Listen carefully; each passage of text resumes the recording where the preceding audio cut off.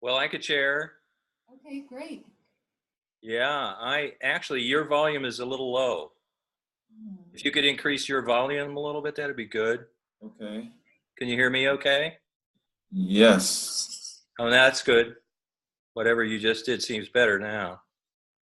I think it's because we're kind of far away. Okay, that could be. I can put it up. How's that? Is that better? Yeah, that's good. Okay. That's good. But I just wanted to share that I'm getting totally obsessed with this whole human design process and concept. So the more I can learn, the better. I'm really glad to be able to be learning it. It's very exciting. I had a feeling you were going to like it, Philip. Well, you're right. Yeah. But thanks for the feedback. Good for us to know. We hope to inspire people, so it's nice to hear that you feel inspired to really. And I love the balance that you put into it, the balance of the spiritual and all the other sort of esoteric stuff mixed in there, but the emphasis on the higher self being in the driver's seat of the car, and the whole process of including Yes. the whole self in the process is just wonderful. Yes. And he's not kidding when he says he's obsessed. I totally can relate, because from the first reading I got from Kayvon, I was obsessed, and I've been obsessed ever since. And I guess, what are we? I'm 6 years in now. Yeah. So yeah, I'm super obsessed. And I'm totally obsessed. I'm so obsessed to where it's like in my blood now. I feel like it's like a fifth dimensional tool that was given to, well, it was given to us. It's such a gift. Yeah. Yes. Yeah. Well, all right, you can turn it up. Or just lower? Yeah. Well, I might turn it off and Yeah. Okay. Who's here tonight? Yeah, it is, and we kind of feel like we're 5D gatekeepers. So having tools like this is super exciting, because it just, it helps with the transition to self-leadership. It really, at least for me, has helped so much with the forgiveness factor. I mean, it's so much easier to forgive pretty much everyone in my life. All I have to do is look at their chart, and I'm like, oh, no wonder. Everything just becomes a lot easier to release everybody. Because who knew? I mean, people had the best of intentions and were forcing homogenization on one another. And we thought that was the right thing to do. Yep. And they told us all men are created equal. And we thought, hey, well, that sounds great. How do I sign up? And we just weren't aware. So the awareness that it brings is such a gift. So I'm very excited to hear that you're excited about it as well. Yeah. Well, one of the wonderful things, I think, is that it expands the whole image of who each of us is. I mean, I think, like you say, not only homogenization, but homogenization to the lowest common denominator, essentially. Whereas this opens up so many more gifts and talents and capabilities that we have, and we were taught that were unavailable, essentially. Yes, and I know that you're a 6-2, and one of the things that I'm constantly seeing with twos, the 2 is the natural. And many twos have these natural gifts that they didn't have to go get a PhD, they can just do it with ease. And they make the assumption that everyone can do it. So it's great to have human design to really validate our unique gifts, because I remember even being younger wondering certain things. Well, does everybody experience things this way? Is this something that just happens to me? Like, what's going on here? So to have it, there in black, white, and red, and the other colors is really wonderful, because there's so many 2 clients we've had that were just kind of sitting on their gifts, because they're like, well, it's so easy for me. I'm sure everybody can do this. I couldn't, why bother, kind of thing. And to be able to say no, like these things that you can do, other people have to work really hard and still might not be as good as you are at them. So we need you to come on. And it really helps to encourage people to step into that. I love that about it. Yeah, it's great. Yeah, I call it it's like a self-certification program, you know, and it's the higher self-certification because, you know, you're born with certain gifts, and it's literally, it's like the human design. Oh my goodness. When I realized, for example, I realized that I have the channel of transformation. And I'm like, all my life, I've been totally all about transforming. And I even love the Transformers, you know? So I was really about like seeing people go from like that rags to riches. And I was really obsessed with that story. And I just was human design for so many years. I really see it. And it's kind of like, it's really alchemy. It's really taking you from your lead state of your old consciousness into the gold Christic consciousness, or whatever you want to call it, or just connected. Because when you're connected to your higher self, that's when you go into the Christic consciousness. It's when you go into forgiveness and acceptance and allowing. The only reason why I feel like I'm really so on it is because I've been following my design for so long. It literally, it like permanently kind of places you within your heart space. And when that happens, it's like that's all you need, because you know you feel so confident and so clear. The certification is like it's just there. And with that, it's like everyone becomes inspired. Like just all of these years, I've watched so many people become inspired just from, you know, just from looking at the chart, just from seeing how different they, you know, and unique you really are. It's just that right there is just inspiring in itself. It's like, whoa, wait a minute. This story is about me. Most people don't really understand that the story is about you. Each and every person, the entire story of your life is about you. Everything around you is about you. And when you actually get a chance to see that and then operate within that, it's like kind of mind blowing. Because I was talking to Michelle the other day about it, and it's like, I don't want to seem like I'm just, you know, I'm just talking about myself all the time. But it seems like everything that I do, the reality is totally like to the point now. It's like if I wear yellow, then yellow is going to show up. If I wear blue, then blue is going to be all around me. We talk about things, and then the TV show, they'll use the same word used, whatever TV show we're watching. I mean, literally, right before this call, I was looking at Stargate a little earlier. And I was listening to this song called Back to the Hotel. This is the name of the song, Back to the Hotel, right? And then the hook and the chorus, the dude is just saying back to the hotel. So it kept saying back to the hotel, back to the hotel. So I'm listening to it in the car. I get home, turn on Stargate. The very next line that the dude was saying is that we have to hurry up and get back to the hotel. And then like a minute later, he said it like 2 more times so that my higher self can see, my higher self is like, look, the synchronicity is like no separation, not even on the television.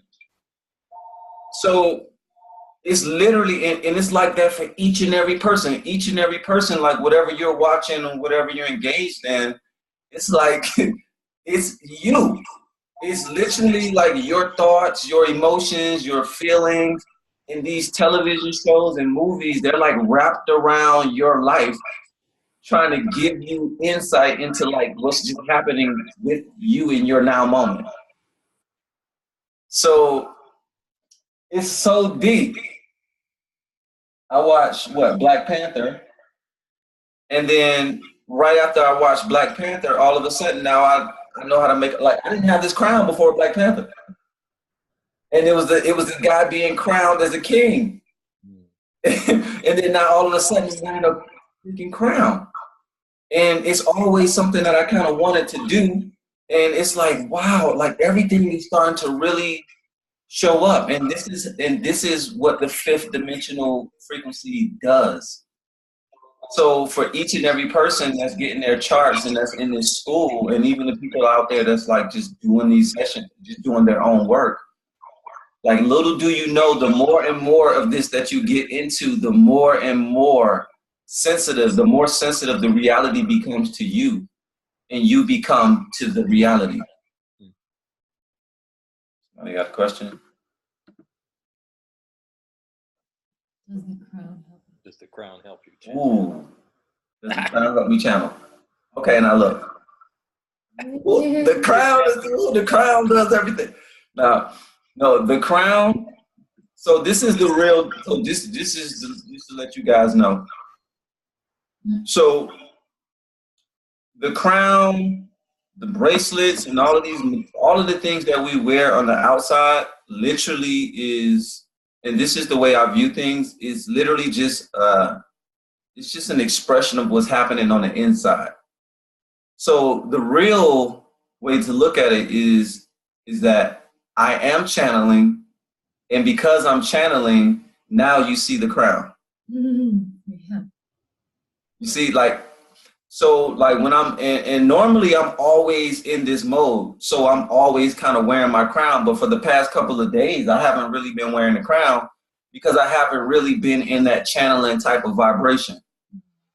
So, correct, yes, the crown does help me channel, but literally it's just an expression of me channel. So really, does it help me? It kind of allows me to kind of just be aware of where I'm at. So for example, one of the crystals, so on both sides of these crystals, I have aquamarine, which is communication, but it's also unity. And we're doing like a webinar full of people. So we're coming together like as a unit. So did the crystals do that? You know, or is it just really a reflection of what's happening? You see? So the more and more we become focused and crystallized within our thought process or within our learning process, the crystals will start to show up. So if you start to become more heart-centered, then a rose quartz crystal will show up in your life. Like the more and more you start to open up your heart, someone is going to either gift you a rose quartz or you're going to like buy one. There we go. Come on, Kay. I'm telling you, it's real. Yeah, of course. It is real. Oh look, now look, Ben, y'all about to go. I'm telling you, like it's just like, you know, and the fact that you have that rose quartz sphere, right? That means like this is your energy, and whenever you have that, you're in that love, and you look like a big pink love ball, like you look like a ball of love, pink love ball. Mm-hmm. So your energy is like that, you know, and a sphere is also focused. So it's kind of like you're in the vibration of focusing your love or attempting to focus it. And the sphere can also be used to pinpoint things. So like a crystal ball. So you can kind of focus into it and actually use that focus to direct that love frequency energy wherever you would like to direct it. So this is how we get off of our reliance on material things. When you understand that the materials are just an expression of you, it is not about you having a whole bunch of materials. It's just you expressing yourself. Some people, they express themselves and then they hold it in. Me, I'm done with that. Like I'm done. Like you are about to see how I feel. You're about to see how I'm like thinking and all of this stuff, because I'm not, there's nothing to hide anymore. And the more I open up and the more I express, it's like more love pours out, more enlightenment, more advancement. Yes. So, you know, Yeah, it's making me think of so I had a long time yoga client when we were still in Chicago, and Kayvon actually did readings for her whole family. And her daughter is a projector. So one day she contacted me and she said, can this human design stuff just turn into an excuse? And Kayvon said, yeah, it's an excuse to get out of any situation that's trying to pressure you to be the not self. So this little girl, I think she was in around 7th grade at the time, she's a projector, and there was some issue with a field trip, and she was even either like being forced to pair up with a group she didn't like. There was something going on, and she didn't feel comfortable initiating a conversation with the teacher. Meanwhile, my client, her mother, is a manifesting generator with a defined ego, a 1-3. She can initiate. She's also like a, very actually powerful businesswoman. So she's feeling like, am I doing a disservice to my daughter by initiating on her behalf? So her daughter, after having a reading with Kayvon, is like, well, Mom, I'm a projector and I have to be invited, and nobody's inviting me to give my opinion about the arrangements for this field trip. So she contacted the teacher and everything ended up getting smoothed out, problem solved, and so forth. But it's really exciting for us to work with children and when clients bring their children to get readings, because we feel like we can help give them a childhood from which they don't have to recover. And this is like a path to get out of the homogenization. And I've really felt empowered by that, like just really recognizing I was raised in a family that, they really value being mental. They thought that was going to be the route to freedom. And for me, it ended up being a route to a lot of pain and despair. So having this realization, my mind and crown are totally open. I actually need to be real sober about those areas, because where you're undefined, you can have a lot of addiction to stimulation. And so now, I really have embraced, I don't have to read books every day. I don't have to study. I don't have to be that nerdy. I'm not a projector, and it's okay. And I, absorb information and learn different ways. I still like that. Don't get me wrong. I like to have my, high knowledge YouTube videos playing while I'm cooking or whatever. But, it's okay if I'm not, getting advanced degrees and being super mental.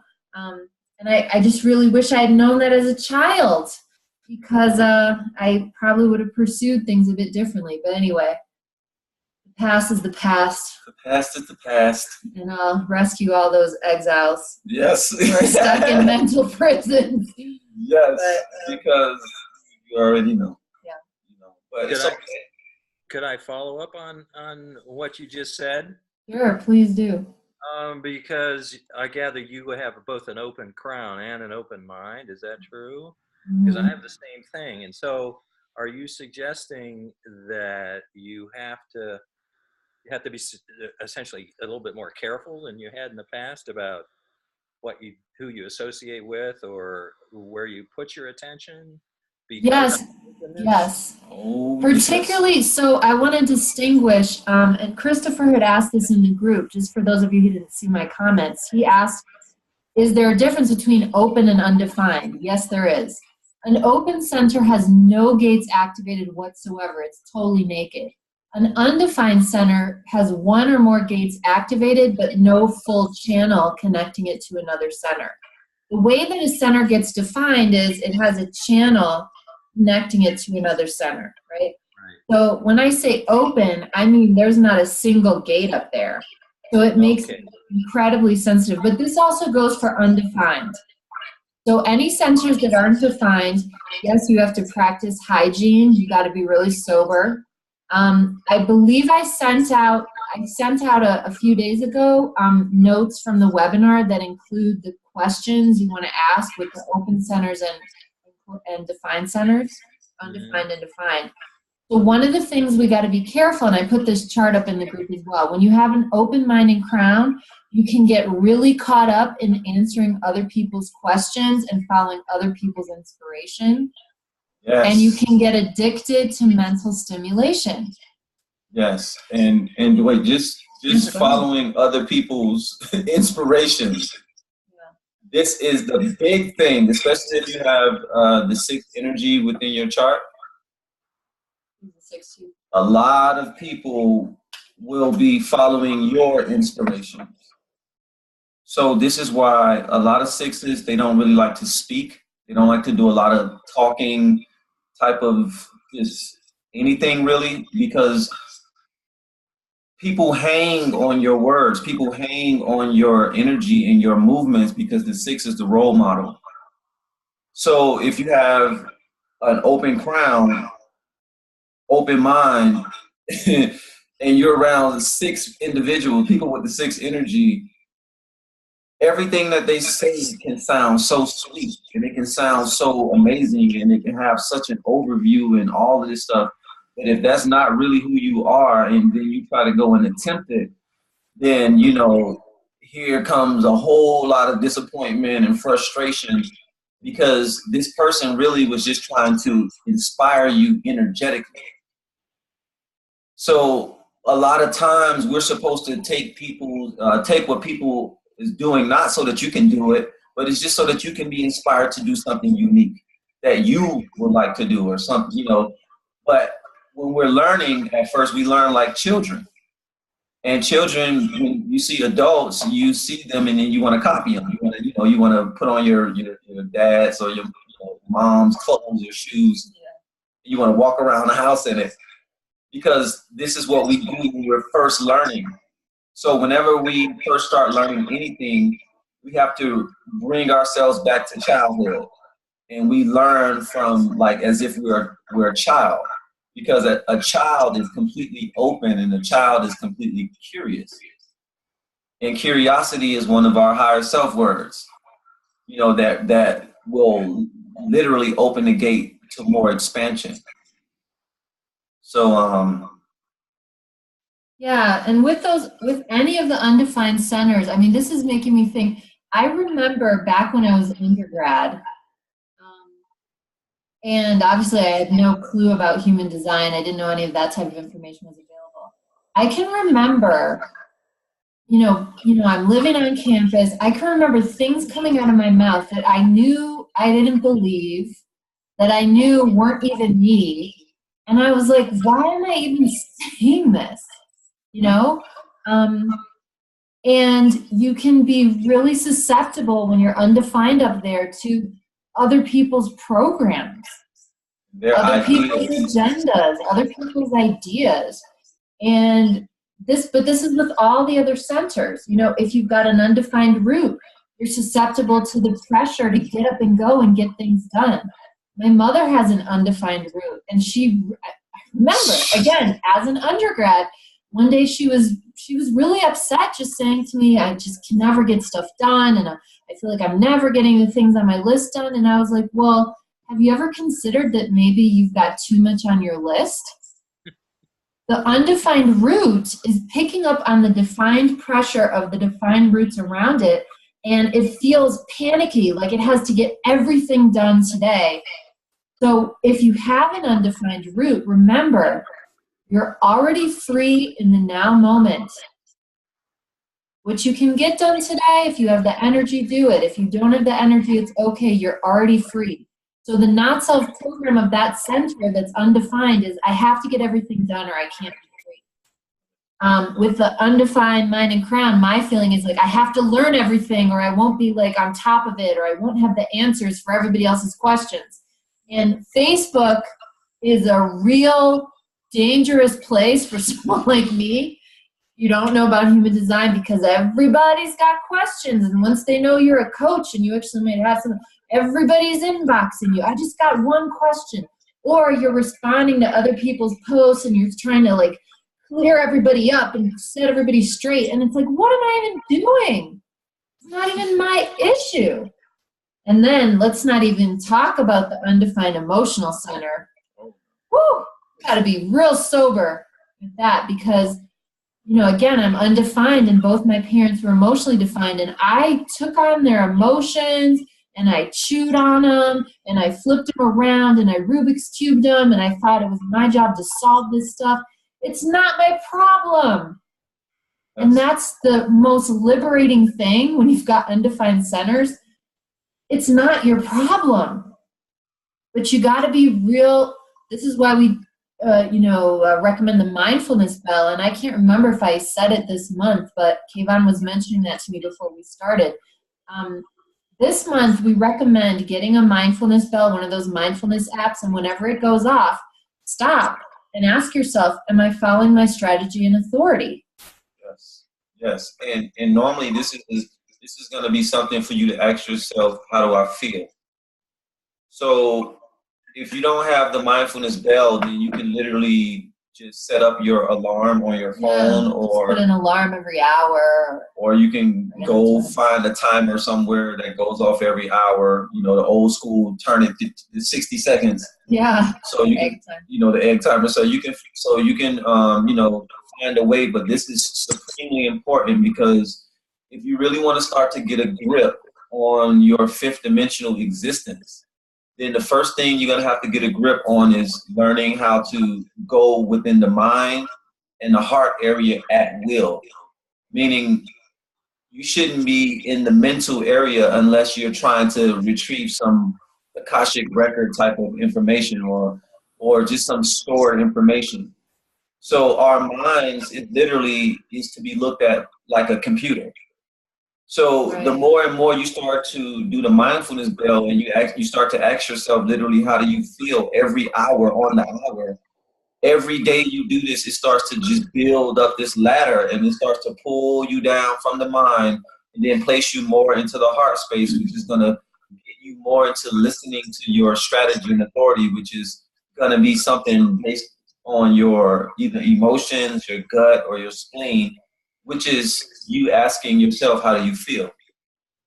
So when you ask yourself, how do you feel every hour, it's like what we're doing is just trying to get you to perform a habit.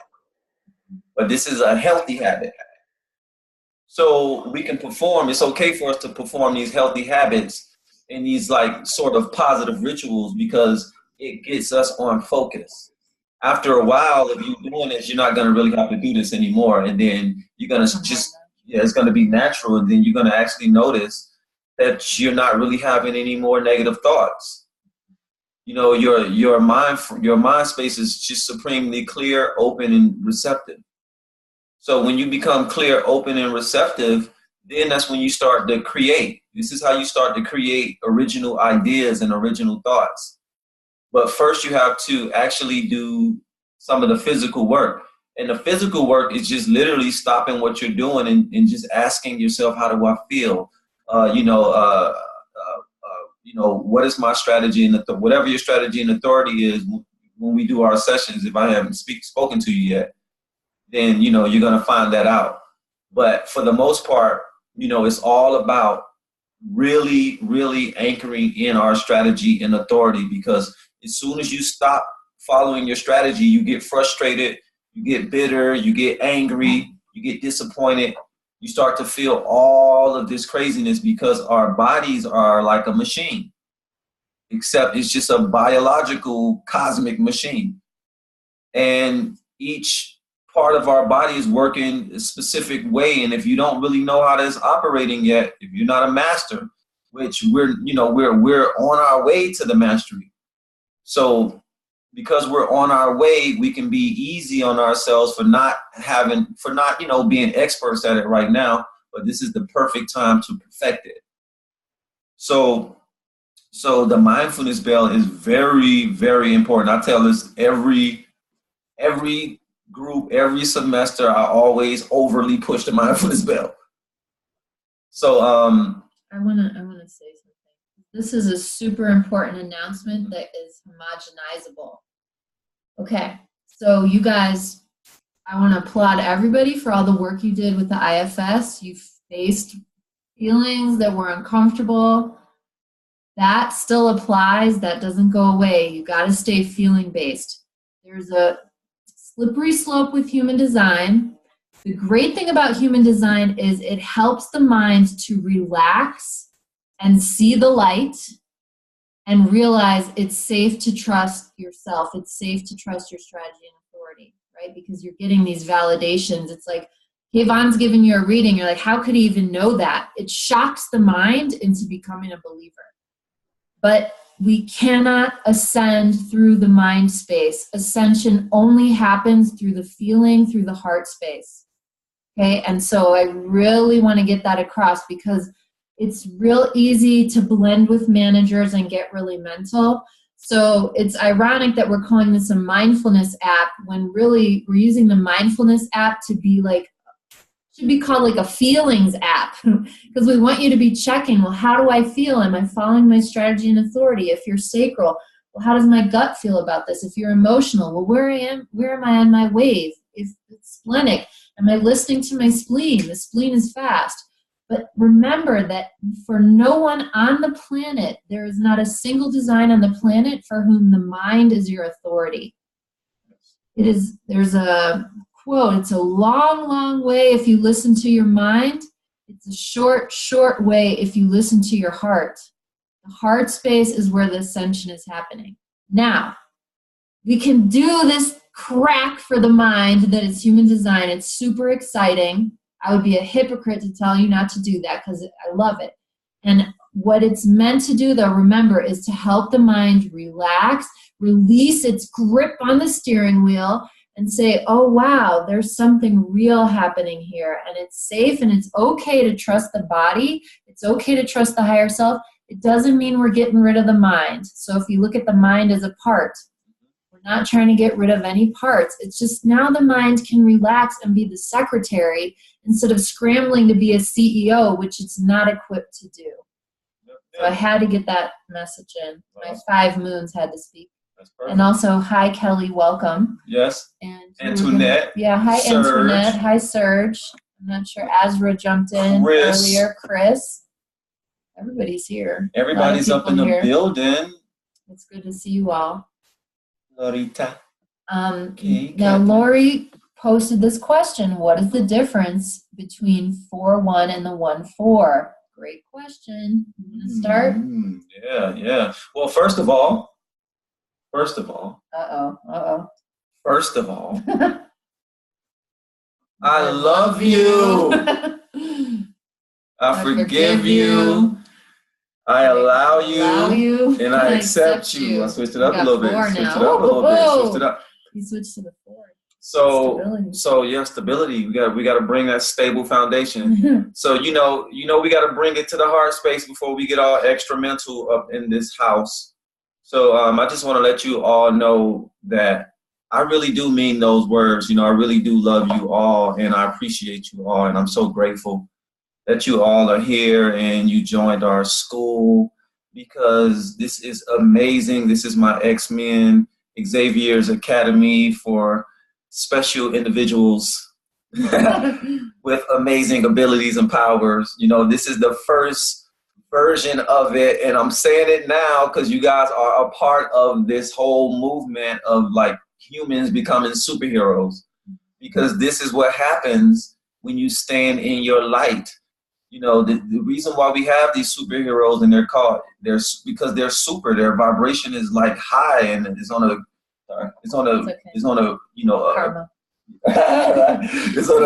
big. They're big with their heart space is super huge. So these people are self-led. All of these superhumans and all of these people, they're self-led and they're heart-led. And this is the reason why they get so much acclaim and they get so much fame. And this is what happens to you all. No matter how much you try to become a hermit after this, it's done. You can't really do it because you're going to notice like your energy just starts to just be on fire at a certain point. And people just start to want to be around it. And you really start to affect the reality around you. So this is really, I always tell people during my sessions, you guys are being initiated. And it is so important to know that the more light you receive, the more triggered you're going to be, you're going to get. This is how it works. Whenever you get this awakening and we have these sessions and it's always high energy and it's all good and it's fine and dandy. And then a little while later, it's like a little breakdown period. And that breakdown period is your old self like just relinquishing its grip on you. So just to let you all know, you all are really going through spiritual transformations, and this is a real initiation. We do real spiritual work. We're here to actually grow your soul. You know, Michelle and I together, we represent the custodian energy. So we're really here to help clean up a lot of the things that. We should get matching janitor overalls and do all our webinars. Like, we should really do that. Because that custodian energy is so real. Because you can't get away from it. You can't get away from it. And it's literally like, you know, you're here to kind of clean up the planet. But it's really cleaning up yourself. So I want to make sure that you guys really understand that, you know, when it comes to doing anything for the planet and for other people, we have to do it for ourselves first. We have to make sure that everything within us is super strong and secure. And when you start to do that, you'll start to notice how magically on the outside reality, it just starts to conform. It starts to really just get into shape. But first, you must get into shape. And this is what that mindfulness bell is all about. This is what these sessions and these webinars are all about, is just getting you into shape, getting you into your perfected form and bringing you to your most highest state that you can be in while being alive in a body. Yes, Lucian agrees. So to answer the question, yeah, the 1-4 and the 4-1. So that's actually a very special example, because it's always, it always matters which number is in front, but it just so happens the 1-4 is a right angle and the 4-1 is the only juxtaposition cross. The 4-1s are the only people that are here on a fated path. So these are two different types of incarnation crosses, and when you have the 1 in the front, that's the personality. When you have the 4 in the front, that's the personality. So the number in the front is the personality. The number on the back, the second number, is the vehicle. It's what your personality is riding in. It's unconscious. It's incorruptible. It can't be changed. You may not be able to see it in yourself, but other people can see it in you. You tend to identify with the first number. So if you're a 1-4, you'll identify more with a 1. And you might not be as aware of your 4-ness. Yeah, so you'll be more introverted. You'll be more outwardly introverted. People will, it'll be easy to see you as an introvert. You will see yourself as an introvert. When you're a 1-4. When you're a 1-4. Mm-hmm. The 4-1, you won't see yourself as an introvert, but everyone else will see you as an introvert. Yeah, for example, my mother's a 5-1, and I've just noticed how she identifies so much with being a 5, and like really felt the 5 deals with pressure, unending, constant, never-ending, inescapable pressure. But you know, pressure takes the coal and makes a diamond, right? Yes.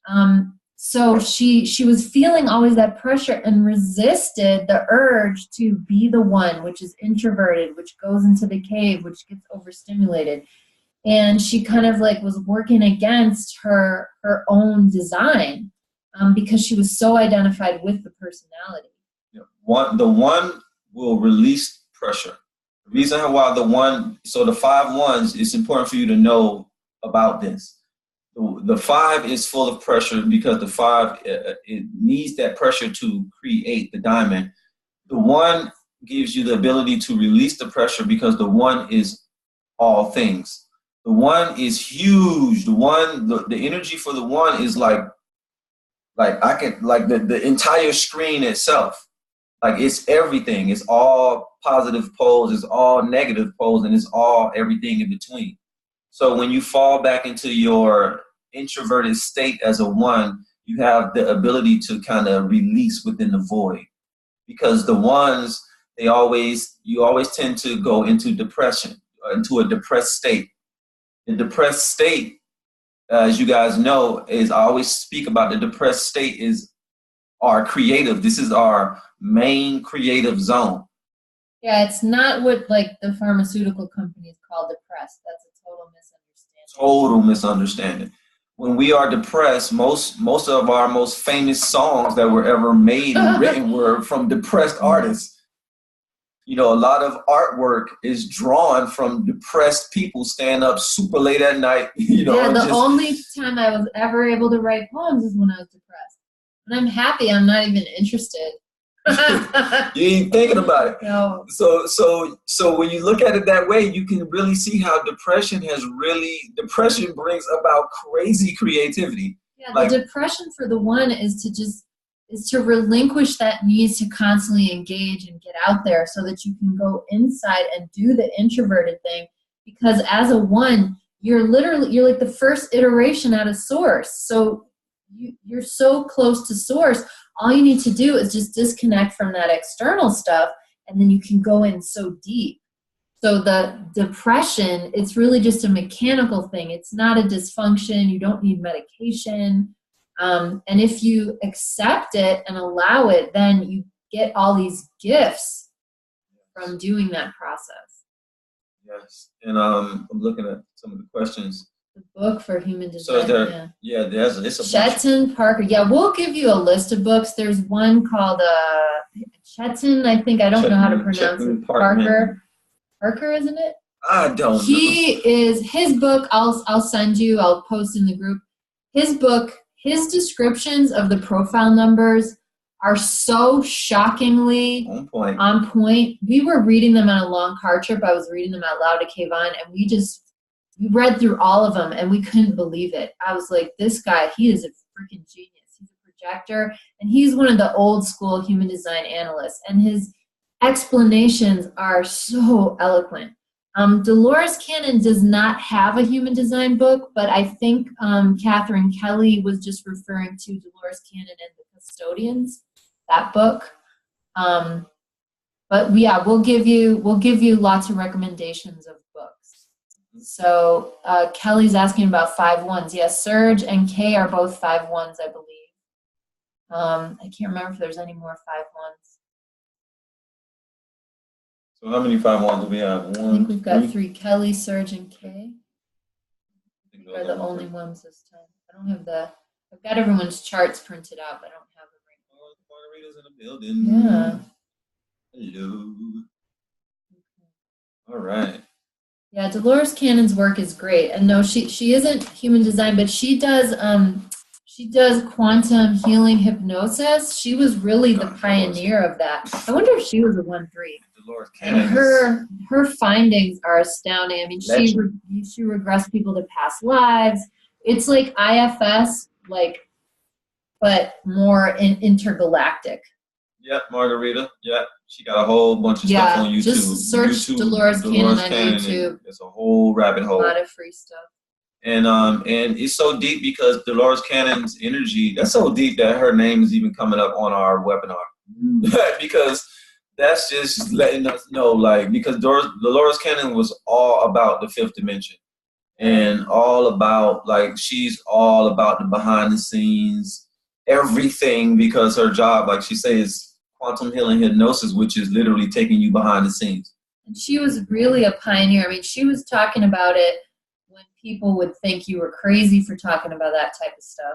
But she had all these clients, and she was doing hypnosis, and none of the clients knew each other, and they were talking about these things consistently about this new earth, and just these themes kept repeating. So she was taking it seriously because the data was showing that it was real.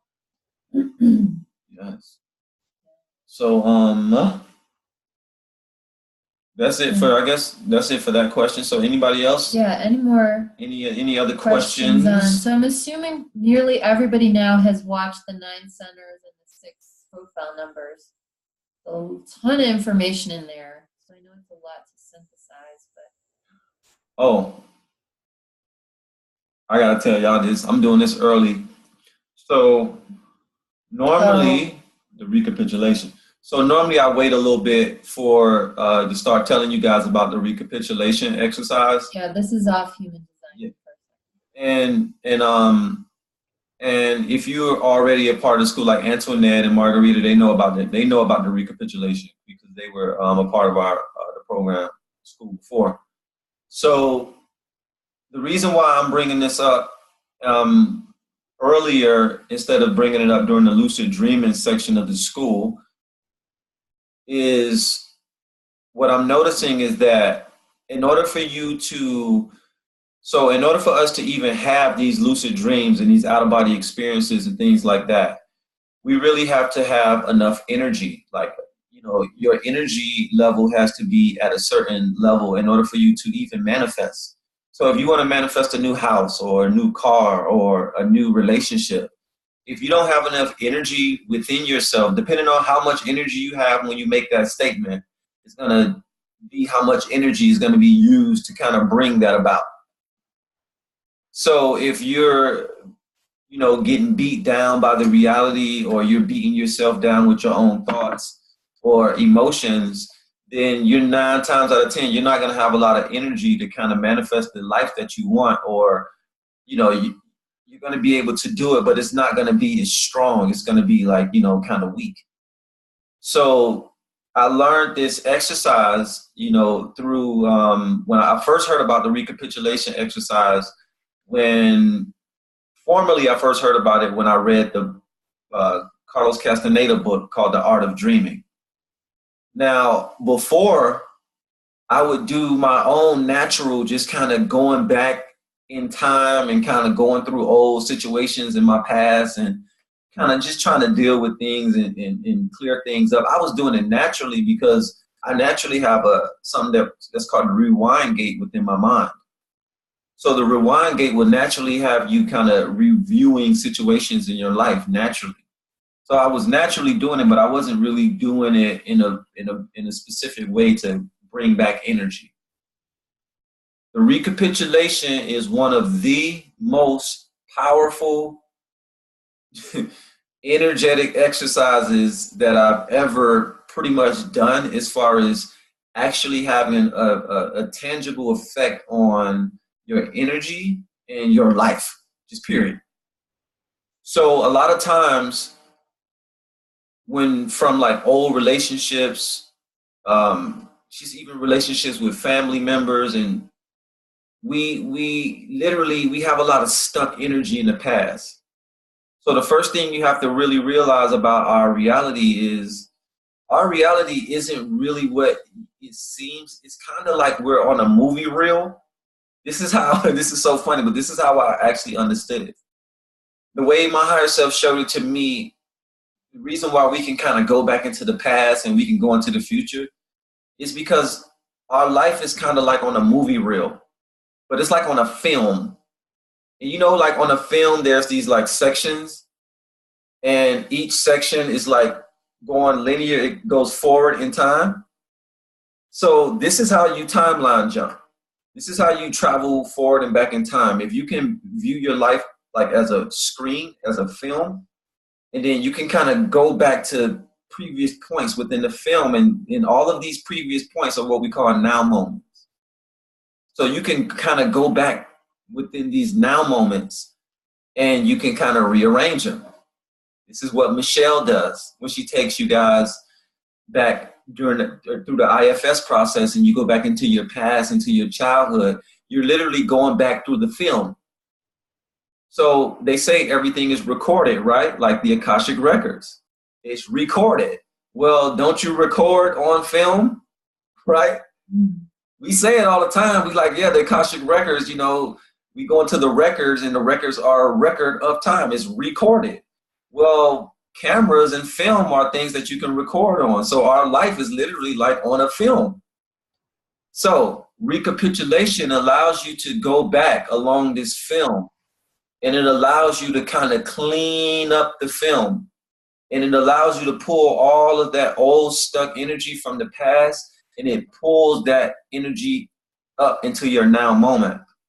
So if you're talking about like getting younger, losing weight, getting stronger, having more mental capacity, all of these things, you need energy for that. You need more energy for that. So in order for us to get more energy, we don't need it from other people. We don't need to raise our sexual energies up to do it. What we have to do is reclaim the energy that we have left in the past. So the recapitulation is literally, it's a physical exercise. So I'm going to give you guys the actual exercise now, so you can start practicing immediately, or whenever you have a chance. But this is like the actual, I would say, the actual real life homework for the school, because this is homework that you're going to be doing pretty much for the rest of your life, on and off. So the recapitulation, the way it works is, the way I do it, to simplify it, is you literally would have to come up with a list. You come up with a list of all of your lovers. So there's a list for the lovers. There's a list for the family members. There's a list for the friends. So you have lovers, family, and friends. Now, lovers and friends is supposed to be the same thing, but we all know sometimes it's not. So, lovers, family, friends. And then you can have a miscellaneous if you want to get jiggy like that, but that'll be too confusing. So you write down the list of, you start off with, a lot of us, we start off with family. Because family, I say start off with family because family is going to be the most triggering. And, the way we do it, we dive straight into it, right? We go straight into the water and we toughen up our spiritual skin and we take it on and we cry it out and we let it go. So you're going to put your mom or your dad or whoever the first family member that you can think of. And you're going to write a complete list of your entire family members. And you're going to go through each family member, person by person, and you're going to remember every single thing that happened with that person. The entire relationship, as far back as you can take it. So with your mom, if you can remember coming through the birth canal, if you can remember that, you can go back to that right there, and then you're going to be reclaiming that experience. So the reason for this, again, is to go back into these past relationships to reclaim stuck energy that's kind of left on these old film reels. Because a lot of us, we have like these old, like dusty film reels that kind of just we just need to like wind it up and like put it away and then put in some new film. Most of us, we are still on the same old film that we started off with. And the movie, I don't know how many times, nobody has really watched a movie from when they were, I watch a lot of the same movies, but you're not going to watch the same movie from the age of 5 until the age of 30. Like, you're going to be wanting to switch out different movies. But if you're not cleaning up and switching up your film reel, then you're just piling on like all of these different movies on top of each other. And then now you're wondering why your life is so chaotic. We don't really do any real cleanup work. So this is the real cleanup, energetic cleanup work. So this is how the process goes. So we're going to start off with dad as an example. So you start off with dad. You set up a very quiet and private space, somewhere where you will not be disturbed, somewhere more so like where you can kind of be like in a cave-like setting. So a lot of times this work is being done like in a closet. Some people even say make a box, and then when you're done, you burn the box. Yeah, you can do all type of things. It's just you want to make this wherever you're practicing your recapitulation, and this is something I didn't really stress the last time. Wherever you're practicing your recapitulation, this is your sacred space. You don't want to practice recapitulation in different places. You want to go to the same spot every single time when you do your recapitulation. I like doing it in the bathtub. It feels really secure. Mm-hmm. Yeah. Different strokes for different folks. So whatever whatever you want to do, whatever bathroom tub. I don't really. You're not a bath person. I'm not. I kind of just do my room. My entire room is the cave. My entire room is the sacred ground, right? But I made it that way. You know, you can make your room that way. You can make one area. You know, this chair that I'm sitting in is really my like sacred chair. Like I do my practices in this chair. I do a lot of stuff in this chair. So when I do my work, I will probably be sitting in this chair. So you want to create that mini ritual. You want to create that mini ritual so that you can kind of have that focus. Now, if you're traveling a lot and moving around and you don't have that space, then what I say is you create that space mentally. So what you do is you will go in your mind and your imagination into a safe zone. So this is what I would do, literally, because I would have to meditate around a whole bunch of people. It was like 8 to 10 people in my house at all times. So what I would do is I would literally go into, I would attempt to go into my meditation, and then I would go from my meditation into another secret spot, like I have another sacred spot. So I go into meditation to go into another meditation. And when I do that, I create this second mental space. It just does whatever it needs to do to kind of drown out the sounds around me. And now I have a sacred space within myself. So I have a sacred space within my mental space, and then I create a sacred space within my physical space. So it's important to have these things going on. When you have the sacred mental space, then you can practice anywhere. It don't matter where you're at. Everywhere will become a sacred space. But for now, when you're first starting off, you want to make sure you're in a very special space to where you can kind of build up a residual energy. Because every time you will go and sit down at that spot, it's something that's called the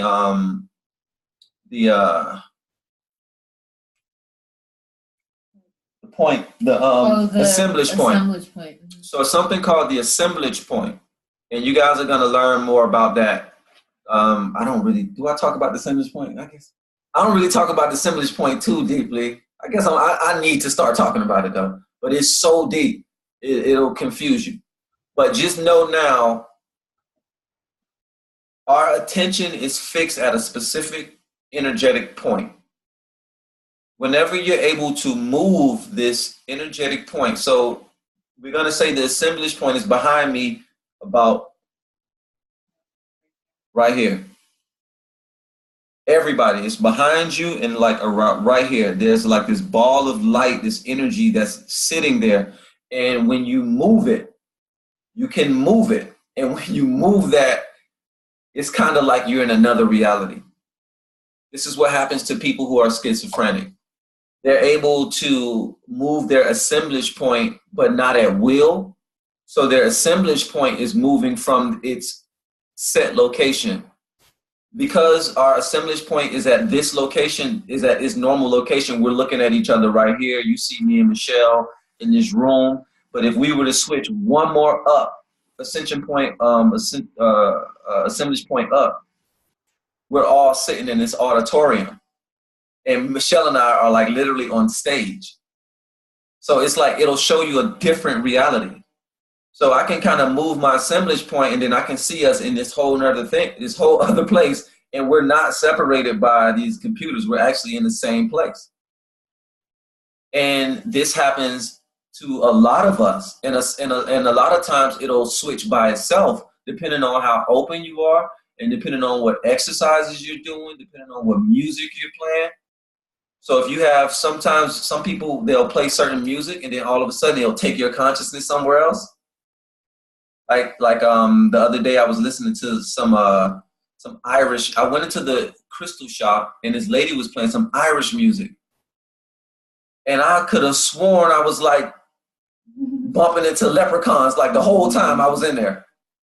And it's because as soon as I walked in there, my mind kind of like, it went, and I was like, whoa, it feels like I'm in Ireland.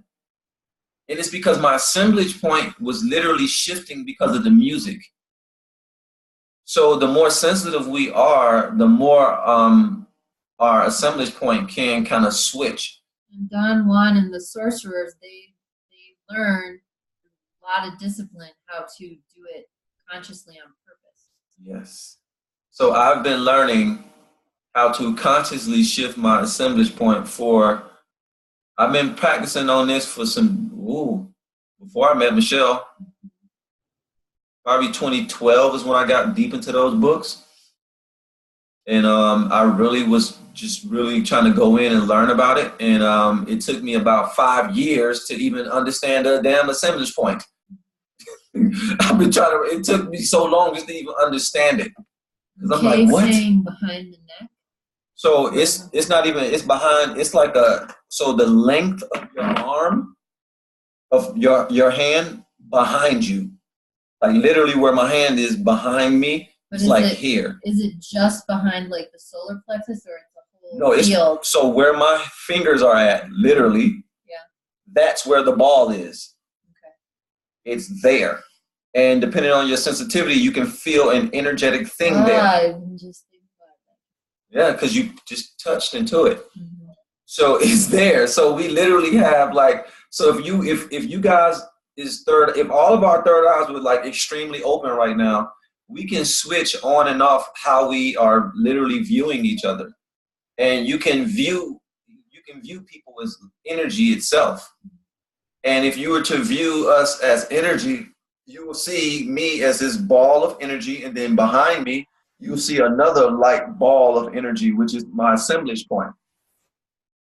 Now, depending on my abilities and my skills or whatever as a sorcerer, which is just a dreamer, like a professional dreamer, they have this ability to move their assemblage point and then blend it with their natural being.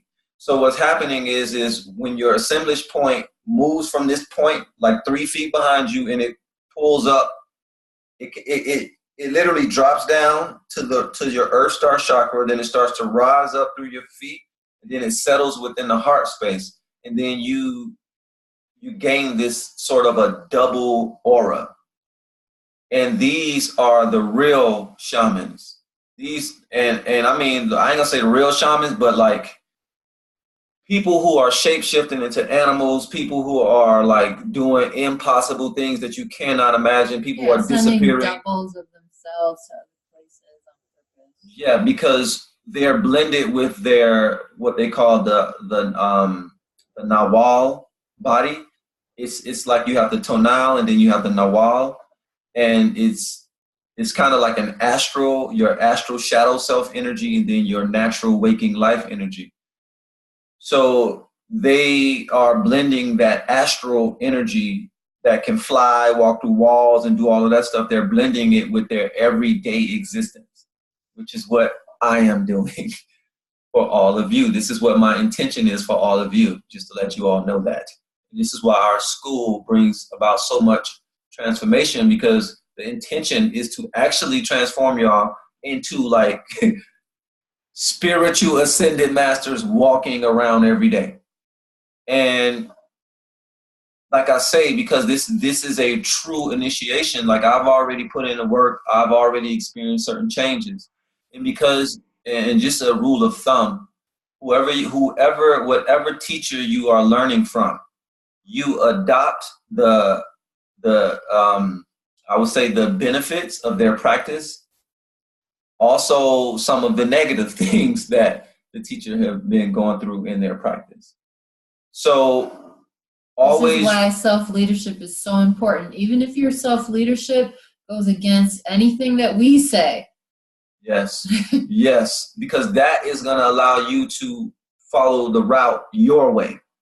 Remember, you're using our inspiration to fuel your inspiration, right? So you don't really have to walk the same exact path, except we're going to give you, because we're fives, we have a lot of 5 energy. I have the ability to kind of give generalized messages that'll work for the entire whole. This is the beauty of the number 5. So anywhere within your chart you have 5. This is your generalizing energy. This is your messenger's energy, and you have the ability to take whatever that information is and make it boil down to the simplest, degree so that everyone on the planet can understand and utilize it. Okay, Vaughn is a 3-5. One of his moons is a 5. Both of my moons are a 5. And I have an undefined solar plexus. The moon energy is the emotional energy. So I feel that really strongly. Yes. So you're going to explain the recapitulation. Mm-hmm. So I just want to kind of give a translation since we're shifting out of IFS. Recapitulation has very similar effects to IFS. The difference is and you can do IFS on anything. You can do IFS with past lives. You could do IFS with things that aren't so traumatic. It's just that typically with IFS, you're magnetized towards the more extreme stuff. Recapitulation is clearing out everything. Mundane, the high, the low. It's clearing up all the energy and pulling it back. And there's an actual physical thing that you do with it. With IFS, you can do it with physical stuff. You don't have to.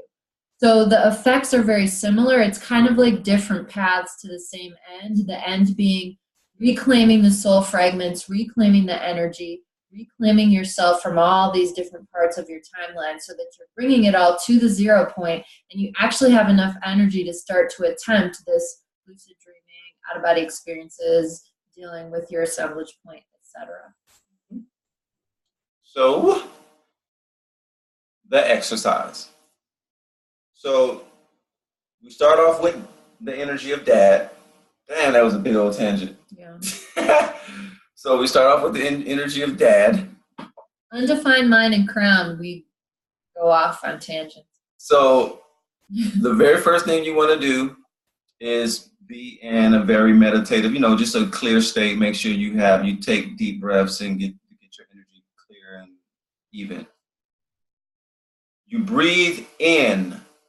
So the very first thing, the recapitulation is governed via the breath. The breath is our transportation vehicle. So the reason why we know that the breath is our transportation vehicle is because the breath is associated with the air element. The air element is within the air, and air can travel throughout the land. So we can deliver messages through the air. We can call on the air element. I like to call on the god and the goddess of the air element to kind of help me out sometimes to do stuff if I want to deliver my message. So I work very heavily with the air element. I didn't really know, I wasn't really paying attention to how much I was working with the air element, but I pretty much am damn near the air element right about now. I got so much communication stuff going on. So the breath is working with the air element within our elemental frame. Our human bodies are composed up of all of the elements. Some people say 5.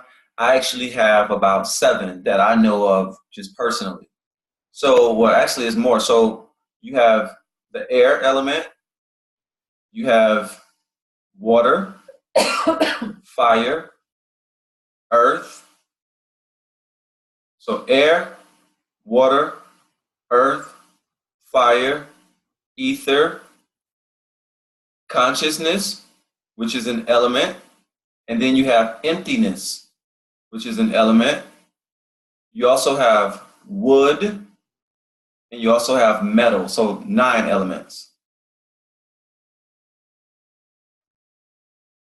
9 centers in the human design. That's all I'm saying. That's all I'm saying. So 9 elements, right? But I don't have all of the, I'm waiting for the sounds for those other ones, but I have, and just to let you guys know, I'm going to be teaching y'all some Qigong, some 5 elements. It's going to be off the chain. But anyway, we're working with the air element, which is communication. Air element also is travel. It can take you places. So with that being said, we now mentally know, okay, 100%, I have this ability within myself to kind of take myself places within my own breath. So this is a part of self-leadership. This is how you activate your own channeling abilities when you start to understand the breath, because now you're going to start to allow yourself to travel along the breath as a vehicle. So we breathe in So we start off and we breathe in. And as we breathe in, you want to breathe in and turn your head to the left. So as the inhale begins, the head should be all the way to the right? Yes, so as the inhale begins, the head should be to the right. Inhale here, inhale the head all the way across to the left. And as you're inhaling, while you're inhaling, you are remembering the very first thing that you can remember about your dad. And you're using that to the left with your eyes closed, and you're going back in time, remembering your very first part of your relationship with your dad. Now you have to breathe again, right? So then you breathe out. But before you breathe out, while you're with your dad, you want to forgive yourself, forgive him. And when you forgive yourself and you forgive your dad, what you're doing is you're reclaiming the energy. You're pulling the forgiveness, the word and the energy behind forgiveness is release. So it literally breaks up the energy, and it breaks it up so that you can grab it. It releases the energy from the lock of the film. So as you breathe, now you breathe out, you turn your head to the right. A forceful breathing out. The forceful breathing out is bringing that unstuck energy from the past back into your now moment vehicle. Also, it sends the energy of your dad back to him, whether he's alive or not. It'll literally find his energy on the astral plane and beyond, and he'll get that boost of energy back. And the third step, so it's 3 steps. The third step, after you breathe out, now with no breath, you turn your head like this, to the left, to the right. And what this does is cut the cord. So you breathe in, and then you breathe in again back into your dad's energy to go back into the memories, because you're not going to get all of the memory in one breath. So you continuously go back into the memory of your dad, remembering everything that you can remember, then releasing, then cutting, and then breathe again. And you're going to keep breathing back into that until you can no longer breathe into it. You won't have the ability to turn your head to the left to even think about it anymore. And this is how you know that the energy is now removed from that film and now is reclaimed in your now. And you'll also feel, sometimes you can feel, depending on how sensitive you are, you'll feel the energy coming back. You'll feel either weight lifting off of your shoulders, or you'll feel more energy coming in. And you do that exercise, breathing in to the left, remembering everything you can about the situation, forgiving the situation. It may bring up jacked up negative situations. You may have to cry. You release it, blow it out, and you go boom, and then you cut that cord, and then you go back again. And if it's a lot just with one person, then you only do that one person that day. The thing here is not to try to hurry up and get through the list. You want to slowly go through this list, and you want to make sure that you clean up that energy from the past, because you're going to feel that energy come back. After a couple weeks of doing this, you are going to feel it. Like, it's just, you're going to change. Meaning you're going to feel it being reclaimed, not come back to the old pattern. Yes, thank you. You're going to feel that energy being reclaimed. So let me see. Kelly says... Yeah. It can have all types of effects. Like, it can be an emotional release. It's mainly emotional. Yeah. It's always mainly emotional all the time, because, like I say, we're going back into family, especially if you're going into family first. It's gonna trigger you. It's gonna trigger you. That's why I was saying it's super similar to IFS. So you can have all, just as in IFS, parts can show up in all different feelings, thoughts, sensations, memories. All that can come up. But the key here is to forgive it, and to, it's not to go in and to figure out why this happened and things like that. You can if you want to, but for the most part, you're literally, because where you guys are at right now, you're already across the gate into the 5D. Your consciousness is definitely there. So what happens in the fifth dimension, and this is the tricky part, the longer you stay on an issue, it does not matter what your intentions are. In the fifth dimension, whatever you are paying attention to, your higher self will immediately start to work on that as if you're trying to co-create with your imagination. So this is why we go into it, and this is why we're using our breath, because you're not going to be able to use your breath. You're not going to be able to hold your breath like for 10 minutes straight. So you're going to be forced to, like, it forces you not to stick on it. So you can only stay on that certain thing for a certain amount of time before you have to breathe out. And when every time you breathe out, you're bringing more of that energy from that situation into the new. And when you go back, it's like empty. So it's like nothing to think about. It blows your mind, because I was doing this the other day, and I was trying to turn my head, and it would not turn to go back into the situation. And I was like, wow, all right, I really am telling these people the right thing. Because I'm talking to you guys right now, and it's so funny. Michelle always tell me this. It's like 5 different people talking to me, because I always forget what I talk about, because I'm channeling all the time. This is Kayvon's higher self.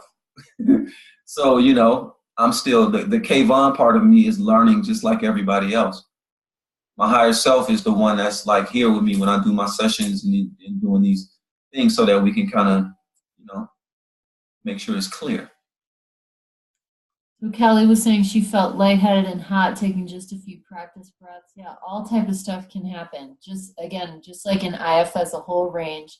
Margarita is asking, is this always done alone, or does it work in a session? No, this is different from IFS. It's really got to be done alone, because it's super internal. If you were to speak it out to somebody, it would interfere with the energy of the process. So if you have something that's really troubling you, get an IFS session on it. And then if it's still clinging, you could go back and do this process with it. So a lot of the IFS work is going to have the same result. Again, this is something that's more global, like just clearing the entire relationship as opposed to certain snapshots. Kay, do you need to find a specific memory or just feel into it? Go ahead. So it's so deep that you said that, because the feeling into it, that's more of an advanced recapitulation. That happens after you're done with the list. So I don't even tell people about that, because that's like way far down in the future. But yeah, this one is, you want to make a list. And the reason why you want to make a list is because it's going to force you to remember. Most of us, we have a problem with remembering, because a lot of stuff is kind of like blocked out and all of this. So it's going to set that intention. You're setting the intention to remember. Remember, we're self-leaders. There is no part of this game where we rely on other people to go and fish for ourselves anymore. Only time we allow that to happen is because we're just being lazy and we don't want to do it. And it's okay, because sometimes you feel lazy. You just don't want to go into your own Akashic records. But when you start to do this type of work, you start to gain access into places like the Akashic records and things like that, because when you're dealing with memory, remember, the Akashic records is a recording. It records all events within the universe. So we never forget anything, ever. It's just that it goes into the records, and it may go into the files, and the file may be, 1,000 aisles down, so it'll take you a while to recover that energy and that memory. So the process is this is not going to be that easy. This is supposed to be a hard process, because we all know sometimes, when we got to work for stuff, you get the results. Like, this is one of them things to where, like, you will get the results for working hard at it. So, and pace yourself, yes. You can break it down. Yes. And you don't even have to complete, like for me, just the data alone, that would be probably more than one session. Oh, yes. So, and now Phil is saying, this is complicated. Could you send a list describing the process? Yes, I'll send notes and you can edit the notes. Because I think it's helpful. Some people might need it written out step by step. Yes, please. Yeah. Now, here's the other thing. So I have a question. Okay, so what does feeling into it mean? So this is why I say you don't do that. don't worry about feeling into it right now. Now. So I'll just say my experience, even when I go to specific memories, the feeling is coming with it also. So some of this might be That's why I say it's gonna happen naturally. Like, yeah. So the very first thing, the thing is we're being mental about this. This is a mental process, right? Because because the mental real of our memories is here. So this is a mental process, but it's going to evoke the feelings. It is going. You don't have to really worry about feeling into it. So when you were talking about feeling into it, is literally like, just going into the meditation, setting the intention to bring up specific memories or allowing your higher self to kind of guide you to what it will need to recapitulate. Because eventually, if you set the intention to recapitulate, to reclaim your memories or to reclaim your energy, your higher self is going to start to deliver you things if you can't think of something. But so these are just disempowering memories? No, so it's just it's the whole. Okay, so I think we should give a little more explanation about why this is done. Okay. So, we're after human design, we're going to be doing the lucid dreaming. Now, part of the reason Kayvon is giving you this now is because during the human design, it's just mental homework. You're just learning facts about human design. It's not emotionally charged like the last section was. The last section, you guys did a lot of emotional work. So you kind of have the space, you could get a head start on what's going to happen in the next segment, which is the lucid dreaming and out-of-body experiences. I don't know if you've ever attempted an OBE on purpose, but it can be extremely triggering because you're crossing the death threshold. So one of the things that the sorcerers are constantly speaking of is eliminating self-importance. That is something that is really counterintuitive in our modern world, especially in the United States, which is like the culture of ego and boosting our ego and looking good on Instagram and all that. We're in a very dangerous time from the perspective of sorcery because there's a lot of stuff that is encouraging us to boost self-importance. What is the problem with self-importance? It's energy getting attached to identification with the Kelly Lynn story or the Antoinette story or the Kay story or the Michelle story, right? It's okay to be here and have this experience. It's okay to be present and go through the journey. But what happens is energetically, our energy gets hooked in. And then when you try to get into the very powerful practices of the lucid dreaming and of the out-of-body experiences, it's like you're trying to go, but you're like wearing concrete shoes at the bottom of the ocean and you can't get up and out. So like I've noticed, there's a lot of other factors too. Kayvon has some things going on in his chart that makes him, more susceptible to OBEs quite naturally. And I don't take away from the work he did because trust me, he's busted his behind on this. But, there's certain things that can be obstacles in your chart. But at any rate, I've just noticed when I attempt OBEs, it's like I'll get so close, like heartbreakingly close. And then one of my exiles will come up and like get triggered and pull me back into a story. And there's no judgment on that. It's nothing wrong with that. That exile needs attention and it's appropriate to go heal that exile. But what the recapitulation does is it does the whole story, the whole reel, the whole relationship, good, bad, ugly, triggering, mundane, everything, so that you're pulling the energy back. Otherwise, we get so identified with this form, it becomes very difficult to shift into the light body, which is going into formlessness. And for example, if you still have if you still have old energy stuck in the past, and you're trying to have an out of body experience, one of your old energies or old memories can be it can be something totally the opposite of that, like, oh, you know, don't leave your body, or there's ghosts, or it's scary things when you leave your body, and it could be the television show you watch or a scary movie, and that's still stuck in your energy reel. And you'll find that through recapitulation. Right. And so like I have a lot of firefighters who really hold the suicide card. Like that was like a very comforting thing to know that was an option. So because of that, I have other parts that are real triggered by the OBE experience, because they're like, if we let her go, she's never coming back. She's going to actually die. That's just my thing. So everybody could have their own thing. But the OBE process can be profoundly triggering. I mean, you literally have to face the mortality of the body. Now, of course, our higher self, our light body is immortal, but the body is not designed to be cool with that.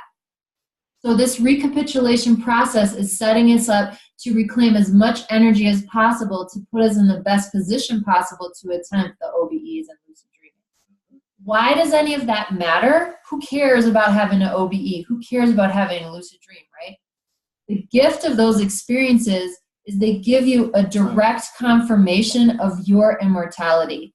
And once you have that, it helps you overcome a lot of fears that really limit us in this lifetime. And it's also, you know, reclaiming this connection with ourselves on these different dimensions, which is super important because a lot of the manifestation is starting, quote unquote, up there. It's not really an up or down thing.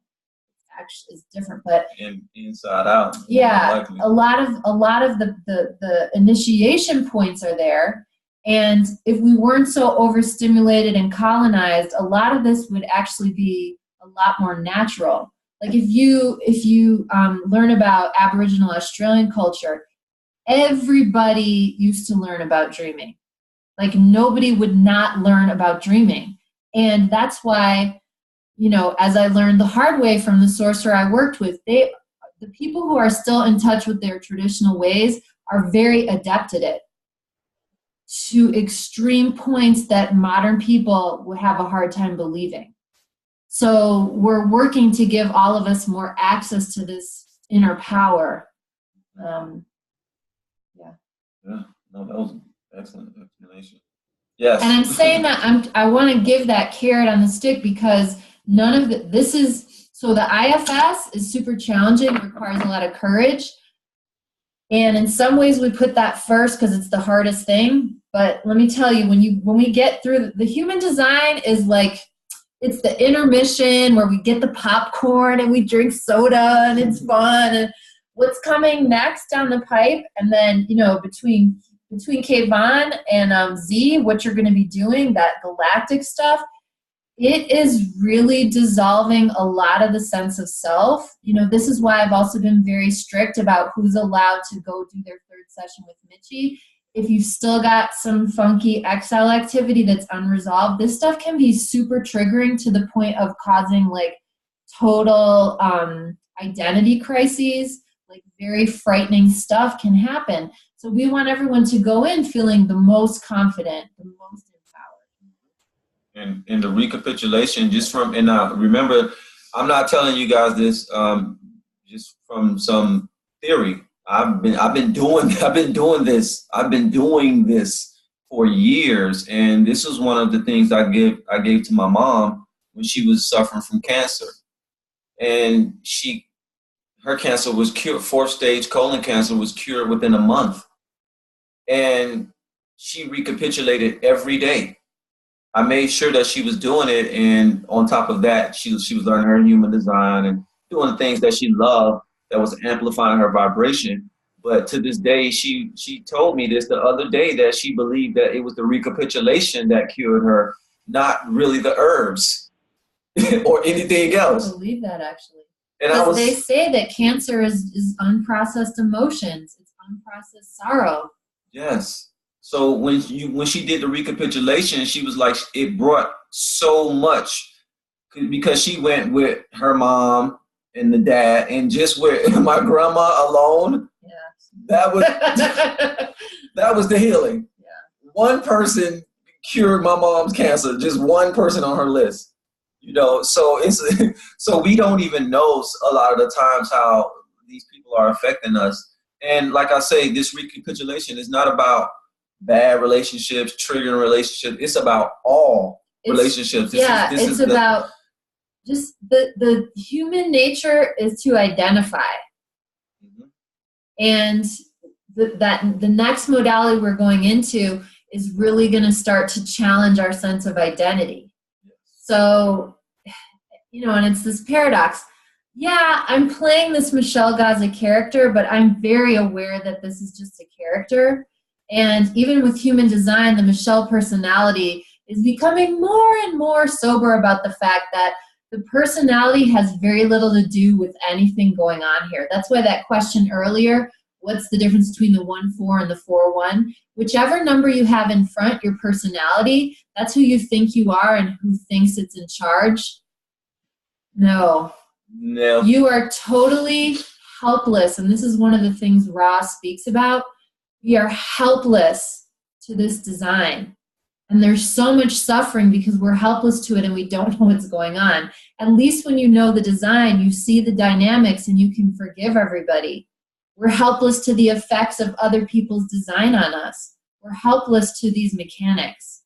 So the personality is just in the car. It's not even driving the car. The car, like I'm a 6'3". We had this Prius that we got secondhand. Oh my God. Everything that could go wrong went wrong with that car. And I was like, Kayvon, you know this is my vehicle, right? The 3 vehicle, it gets all the dings. It goes through all the trial and error. So now I have this 6 personality who thinks it's supposed to be this Buddha role model. And here I am in this Prius that's breaking down. It's bumping into things. It's squirting things out. This thing, the bumper fell off, you know. So your personality can think what it wants to think, but that unconscious vehicle is going to do what it does. So this is helping us to just detach the identification. Compassion remains the name of the game. We still have compassion and connection, but connection is different than identification. So it's helping us to once again identify with the timeless higher self, with the light body, not with this flesh and blood, not with the personality. Again, that doesn't mean you can abuse this. It's not to say it's okay to abuse the stuff. It's not that type of weird mental dissociation. It's just taking the sticky, it's pulling the Band-Aid off. But I want to be clear about Serge's question. Is the recapitulation exercise like giving the higher self the mission to clean up the part of the past we assign it with our intention, the person we take out of the list? So I kind of know, I know what he's saying. Like, it's, like it's giving the higher self the mission to clean up. Yeah. So pretty much, So put it like this though. The higher self is putting you into position so that it can do the cleanup. So in order for the real spiritual cleanup to happen, both higher self and physical self have to be in complete sync. So pretty much you're being put in a position, you know, the higher self. So let me see, clean up. Yeah. The higher self is doing all of the work, is doing all of the cleanup. And it's literally just putting you into position to kind of facilitate that, to anchor it down into the physical. And then he says, we are multidimensional travelers temporarily stuck inside of a body/personality. And just remember, the body, we're not stuck in it. It's how we're expressing. We're spirits. We're higher self spiritual energies using the body to express. So notice I didn't say stuck. So we can be in the hologram, so we can be in the theater. So the way we use our words is very important because your words are spells and they will trap you. So if you say you're trapped in a body, then you're going to be trapped in a body. And then when you leave this body, you're going to be trapped into another body, because what most people don't realize is that you don't never not be in a body. You are in a body for so long. Like, you have non-physical forms and stuff like that, but that is so far into evolution. You're going to be in bodies after bodies after bodies. It's just our bodies, they are lighter. They get lighter with the density. So as we go up into the density, we are more into light bodies and then ethereal bodies. And then it's all type of bodies. So the first thing we have to understand is that the body isn't a sin. It's not a sin. It's not a detriment to be in a body. Our jobs is to deify. Our bodies are becoming divine instruments. Like I say, they start off as like little lumps of clay, and then they literally turn into these golden nuggets of spiritual energy. So it's important for us to see our bodies. Yeah, the body is a blessing. Like, it's important for us to see the body as the blessing, because when you're not in the body, you don't ascend. So in order for you to literally become an ascended master, you have to do it in the body. You have to descend to ascend. Yes. So you have to descend to ascend, and you have to do it in the body while the body is intact. So this is why this whole life game is so much more to this game. So much more. But the first thing we have to do is to learn how to, just to start talking about ourselves right, because there's a lot of places that's telling us we're in a prison planet. We're in a crazy, just because negative stuff is happening. A battery has a negative side to it. Is that, the battery ain't mad, it's not upset, it's not saying, oh my God, I'm in a damn prison battery. I'm not, no, it's going to utilize this energy. Yeah, the negativity is happening, but through these practices, you get to the point where it can't touch you. Yes. And that's what when we're triggered and we have exiles and trauma, it's hard to believe that that's possible. This is why a lot of times I ask your part, well, what would it be like if you didn't have to do that job anymore? What would it be like if that person could do that annoying thing and it didn't even bother you anymore? Yes. And Kelly says positive and negatives are just energies. Yeah. And it's supposed to be looked at it like that. If you can look at positive and negative as just energies, you immediately mentally put yourself into the 0 point. Just as soon as you say that, just that one statement brings you into the 0 point. Mm-hmm. And now you're able to literally look at that negative situation without being in it. You're able to look at that positive situation without being in it. That's what it's about. And then now you choose accordingly which experience you would like to experience. And then we go towards whichever reality we go to, right? And then we always gonna go towards the positive, right? And then we get hit with the negative. But then when you get hit with the negative, you understand the negative is trying to, one, get you to create something. Two, the negative is always trying to teach you something. That's one thing about negativity. Negativity is always trying to teach you something. I look at negativity so differently now. It's literally like the best teacher ever created. Yeah, and that's why it's said when you incarnate, we're in the Kali Yuga now, incarnating in the Kali Yuga, it's the most out of alignment, but it's also the easiest time to awaken, because stuff is so out of alignment, it's like kind of obvious. Yeah, it's time for me to learn about me, because this is getting too crazy. Yeah, so Chris says, should we recapitulate with ourselves before we do family or friends or loves? Well, so this is again why we do the IFS first, so you have an opportunity to do that work with your own parts first. Because sometimes you can have parts that are in so much pain, they're not even going to let you get to the recapitulation. But I would say this is a case-by-case basis, because some people can go straight to recapitulation. Mm-hmm. And I would say it's not straight linear. You're going to be going back and forth. There's some things you're ready to recapitulate now. There's other things that, you got to do the IFS on. Yeah. Yeah, because I did recapitulation before I met Michelle, and then I still did IFS. Yeah. When I was with Michelle. So like she say, it's not linear really. So the fifth dimension, just to let you guys know, is the realm of multidimensionality. This is the realm to where things stop being linear and they start to just jumble around. Events just happen randomly. Had a friend of mine who went to a graduation, And normally they start to play music and celebrate after the graduation, right? Like, they graduate, throw the cap and gowns up and start to celebrate. She went to the graduation. They did the celebration first. They were celebrating first. Ice cream before dinner? Yeah, it was weird. And she said it was so weird. And then they stopped the celebration. Then they went on stage to deliver the little diplomas and all of this stuff.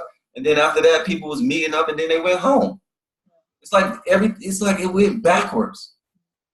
Normally you meet up with people, talk a little bit first and conversate and then, sit around, go on stage and then celebrate. They did it backwards. And that's what the fifth dimension is. Like you'll just do stuff backwards. It'll happen in a weird way. You can meet people from your future in your past. Right? But we ain't gonna get on to that. That's a multi-dimensionality class. But it can get so crazy. So. And Serge said, we have bodies for each realm. We pass from one to the other. Yeah, yes, absolutely. Yes. And our job is to, like I say, each body that you're in, I'd rather be in a divine body than to be in a body that I'm stuck in. Right? Even if I'm technically stuck in a body, I won't never admit it. I'm gonna act like I am. You are definitely not a generator. I'm gonna act like I'm in something else until it changes. Because mind over matter, it actually does work. And sometimes for certain programs, you got to kind of go in and you got to kind of go a little bit harder within the mental realm, kind of switch, kind of get over the certain hump. But yeah, that was a great question. Kelly's raising her hand. Kelly, go ahead and unmute yourself if you can. So I'm still not clear on the memories that are being recapitulated. Is it all memories that Yes. I have with my dad, or is it just the painful memories? No, it's everything. So again, the identification can happen with anything. It could be positive, negative, neutral. The idea is to release the identification. So for example, I'm sure that you've heard about certain shamans who don't like to have their pictures taken. Okay, there's a book that I read about shamanism where this guy relates the story about the shaman he worked with, and they took a picture with this shaman. It was a group of people. And a couple years later, he retrieved the photo. That shaman's image had disappeared from the photo. He pulled his energy out of it. The reason that there's so many cultures which have this belief, don't take photos, is that it's encapsulating your energy in an identification. And if you remember that we are so infinite and we have had a zillion incarnations, we'll have a zillion more, to get a lot of energy caught in one place is dangerous. So this whole era that we're in with the, Facebook pictures and all this stuff, it's pulling energy, identifying, and it might even not be you consciously doing it. It's other people projecting onto that photo, pulling energy through that photo. So it's the same thing with these memories, and it could be a positive memory. So do you remember that happening in Back to the Future? You're the movie nerd. He's the president of the movie club. Marty was disappearing, and his family were disappearing from the photos. Pictures. You remember that? Oh yes. Oh yes. Yeah. Yes. Exactly. That's what it's like. That was like the recapitulation. It's kind of like what we're doing. That's what we're doing. Like you can kind of go back. You can kind of pull that back. You know what I mean? And what happens is when you pull that old memory back and you dissipate that, you bring that energy to the forefront here in the now and to the Kelly that's here now. And with that energy, you can create whatever. You can recreate your life, flip it upside down, roll it to the side. You can do whatever. You can go from But that's exactly what happened in the movie. When he went back to the future and changed that one event, the whole reality changed when he went back. Mm-hmm. Mm-hmm. So, and that's what is happening, like with IFS. And I know you work with Juju Mama. They talk about the same thing. You can change your past. Oh yes, it's real. It's real. But with the recapitulation, it's more like you're not changing the past, you're reclaiming the energy of the past, and you're kind of like, now the question is, this is what I was thinking at first. I'm like, well, does that mean I'm gonna not have any memories of my past anymore? And I would say no, because I still have all of those memories. Like what happened with me is I actually have more access to my memories. Would you say like the skeleton? It takes the charge off of, because you're changing the energy. So you're taking the judgment out of it. You're taking the positive or negative and the judgment of the positive or negative. You're like taking that charge off of it so that it's just neutral. Yes. It's like changing the picture from a color to a black and white photo. Literally. And you're like reclaiming the color from that photo into your now, which makes this now extremely colorful and extremely potent. Right.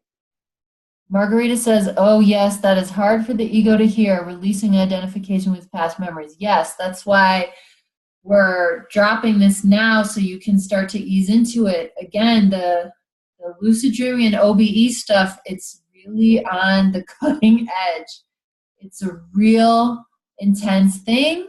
I know when I started working with the sorcerer in Australia, I went through this period of time where I asked him one day, I was like, am I actually going to ever see my family again? Because I had been blown into such a new existence. I couldn't even tell if I was going to be able to move back to that reality. So this is why we're doing the IFS and helping us with the self-leadership, giving you human design so you have an anchoring and you can kind of find your way. Because this is what we're talking about, Margarita, is very radical. Again, especially in the modern American Facebook culture. This is very radical. It's the total opposite of what we're being encouraged to do. It says like a filtration system. Raquel is saying, is this like a filtration system? In a sense, it's almost, I'm thinking more like a vacuum system where it's pulling your energy. Yes. Taking it back, taking it back. This is about empowering your now self. This is about empowering your now moment. And we only exist really within the now. So it's super important to just understand that, like, a lot of times we're either in the future or we either caught up in the past, especially if you're emotional. So we must do whatever we can to stay anchored within this now and to empower our now moments. And this is literally what lifts our energy up. And when I say, not a lot of people know about this knowledge and information, is whoever read those Carlos Castaneda books, they know. And it's not a lot of people that I personally know. Pretty much, I know a handful of people on my friend list, over hundreds of people that have actually read the book. So it's still kind of new. It's weird. It's super old and ancient information. But we have been suppressed for so long, with this information. It's new to us now. But it's a real initiation, and you're crossing a very intense threshold that it only is triggering and frightening because we're identified with the smallness. It's like that Osho quote, you're a drop of water and you get so attached to being a drop of water, but what you're being offered is the entire ocean. But if the identity and attachment to the drop of water is there, blending with the ocean becomes very frightening. So that's, and like, I do not want to discount this. I don't want to wash over it because I don't want anyone to come up against that feeling and think it's just them. Like, this is a big, big thing we're talking about. It's very, very big. Because again, it's the death threshold. So would you expound on this? Philip says, I have called my energies generally from in my past back to my now and can feel the energy return with surges. this sounds more specific, and is it more comprehensive and more permanent? Yes. And like you say, this is so, okay, it's so perfect that you already did a version of it, because you know it's real. The fact that you felt those surges of energy, this is what I was talking about, how literally some of us, we can feel the energy come back. And the reason why it becomes permanent is because whenever you put things on a list, it's just like a to-do list. It's like, you put that name and then you scratch it out and then you go to the next. And because you scratch the name out and you're going down the list, this is what makes it permanent. The fact that you're focusing on it being done. It's us. We make anything permanent or not, right? Like we can say it's permanent, close it up, disintegrate the energy, and then totally pick it up out of nowhere and then rebuild that energy back up.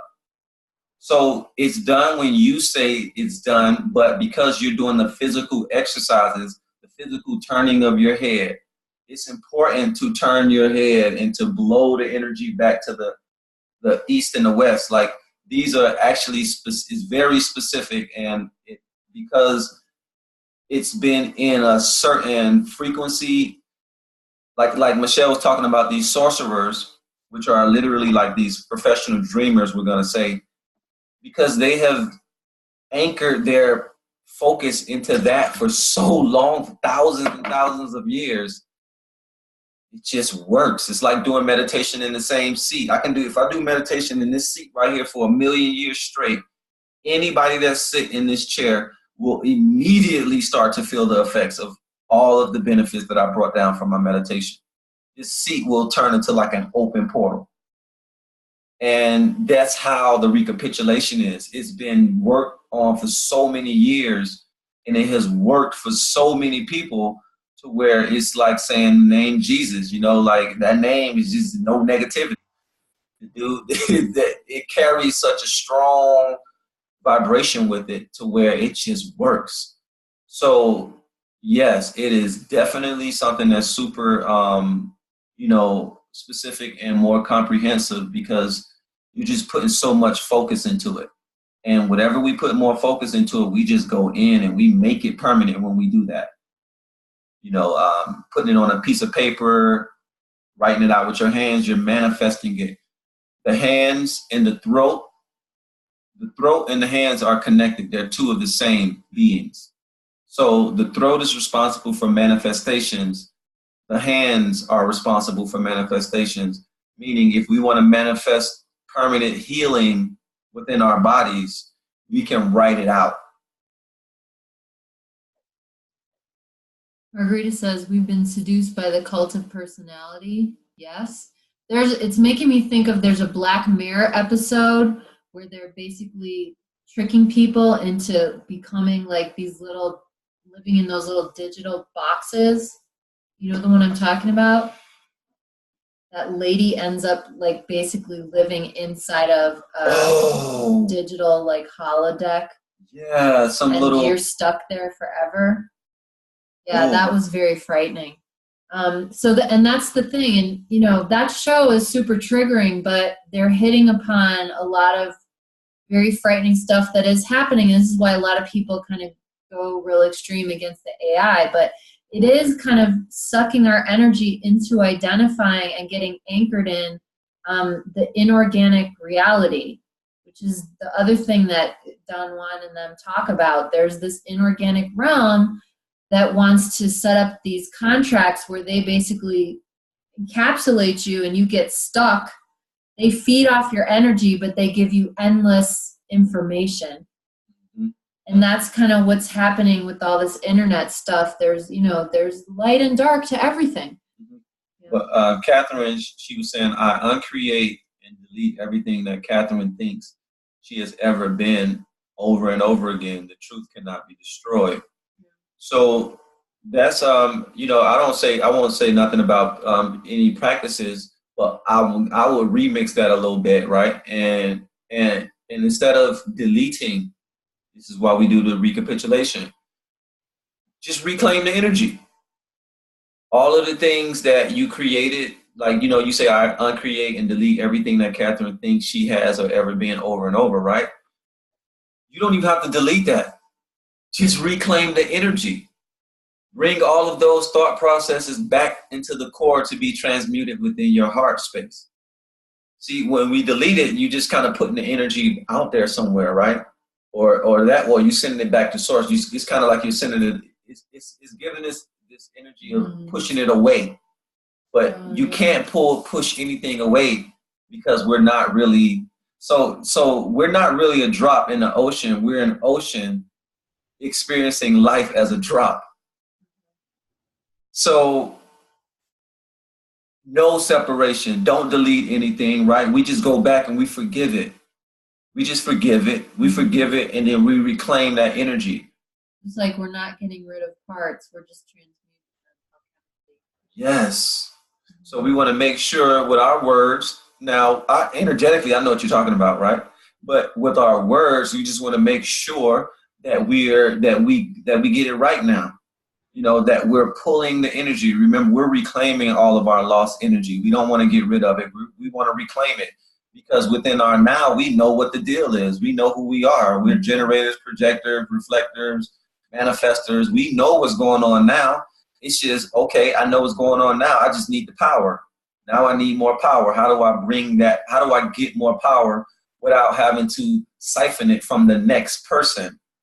This is what creates energy vampires and us depending so much on each other.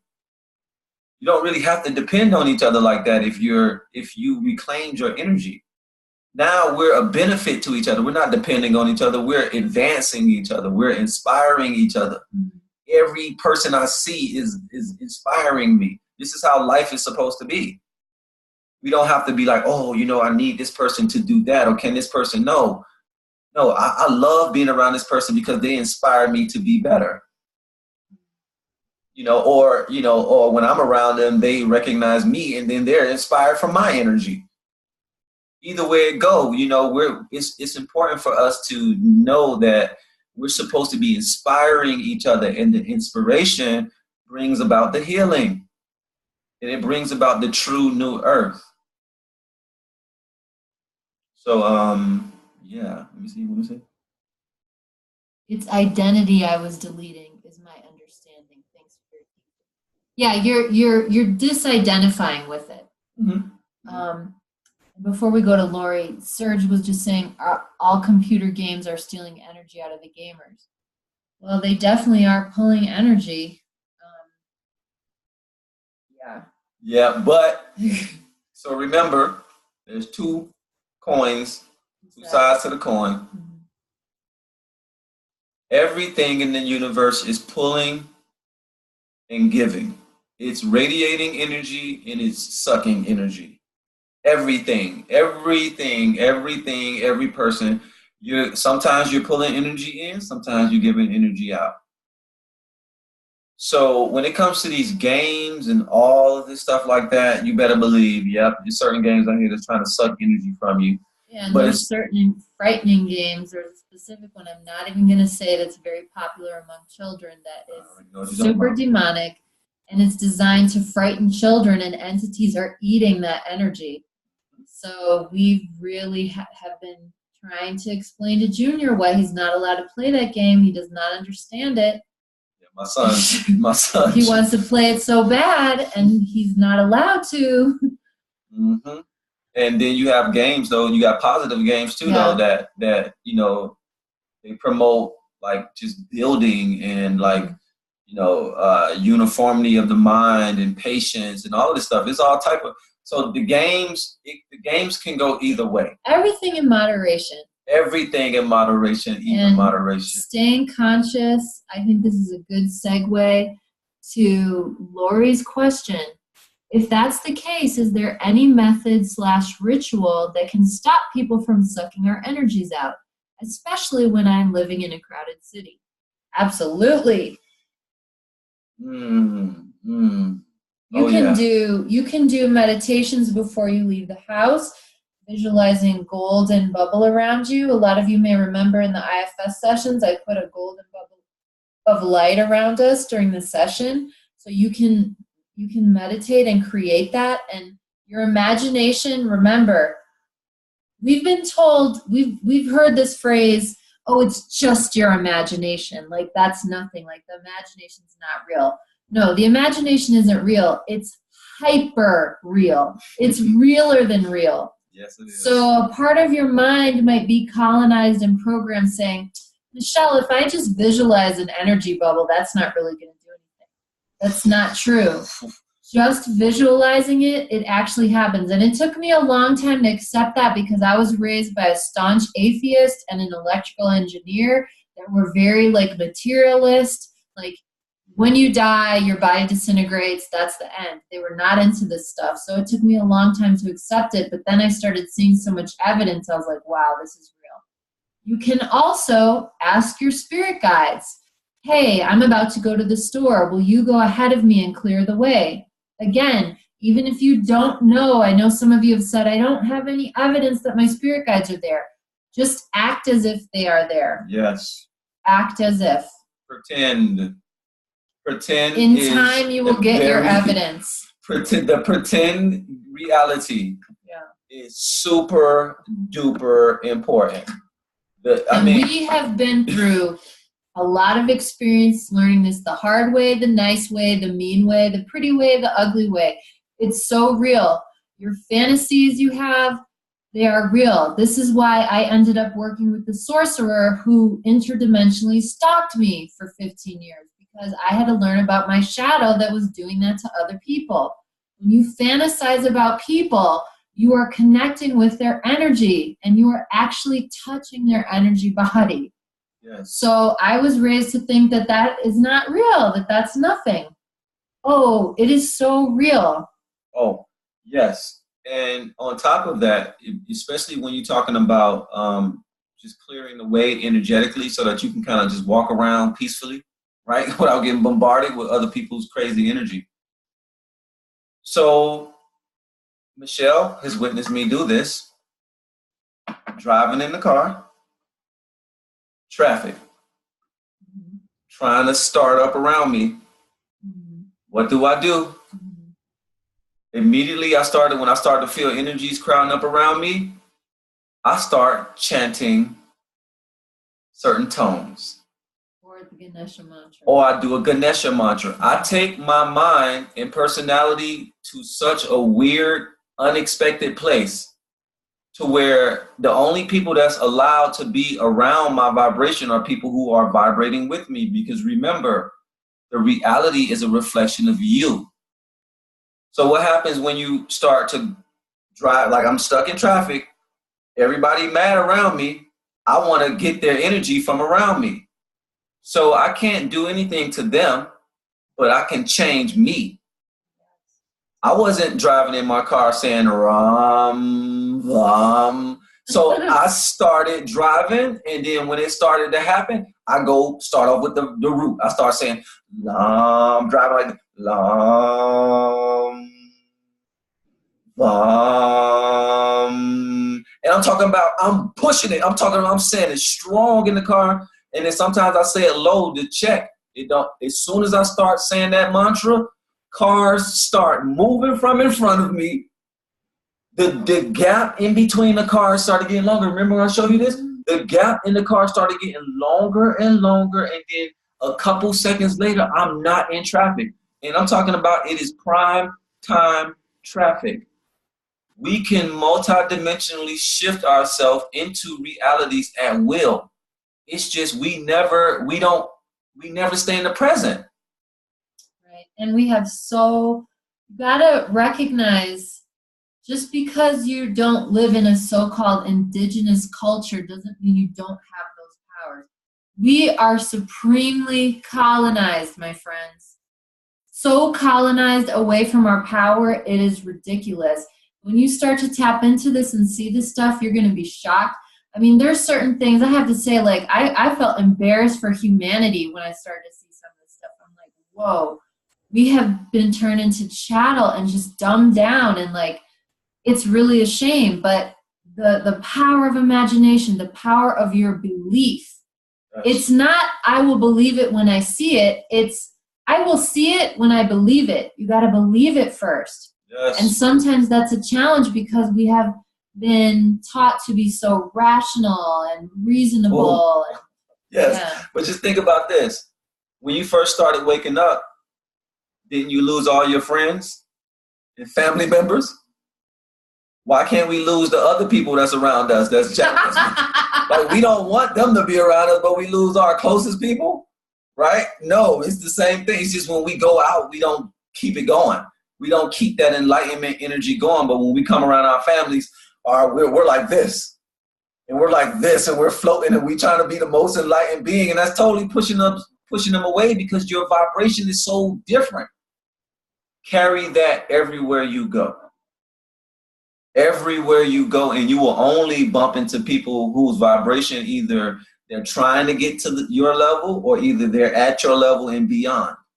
But if you bump into lower vibrations when you're in such a high vibration, then it's just a sign that these people are trying to get to your level. Or there's something in you that's unresolved. Or if it's something in you might be triggered. Yeah, and that's okay. It's a process. Yeah, but it is a point. Forgive yourself. Yeah, but it's a point to where you turn around and you start to become the beacon.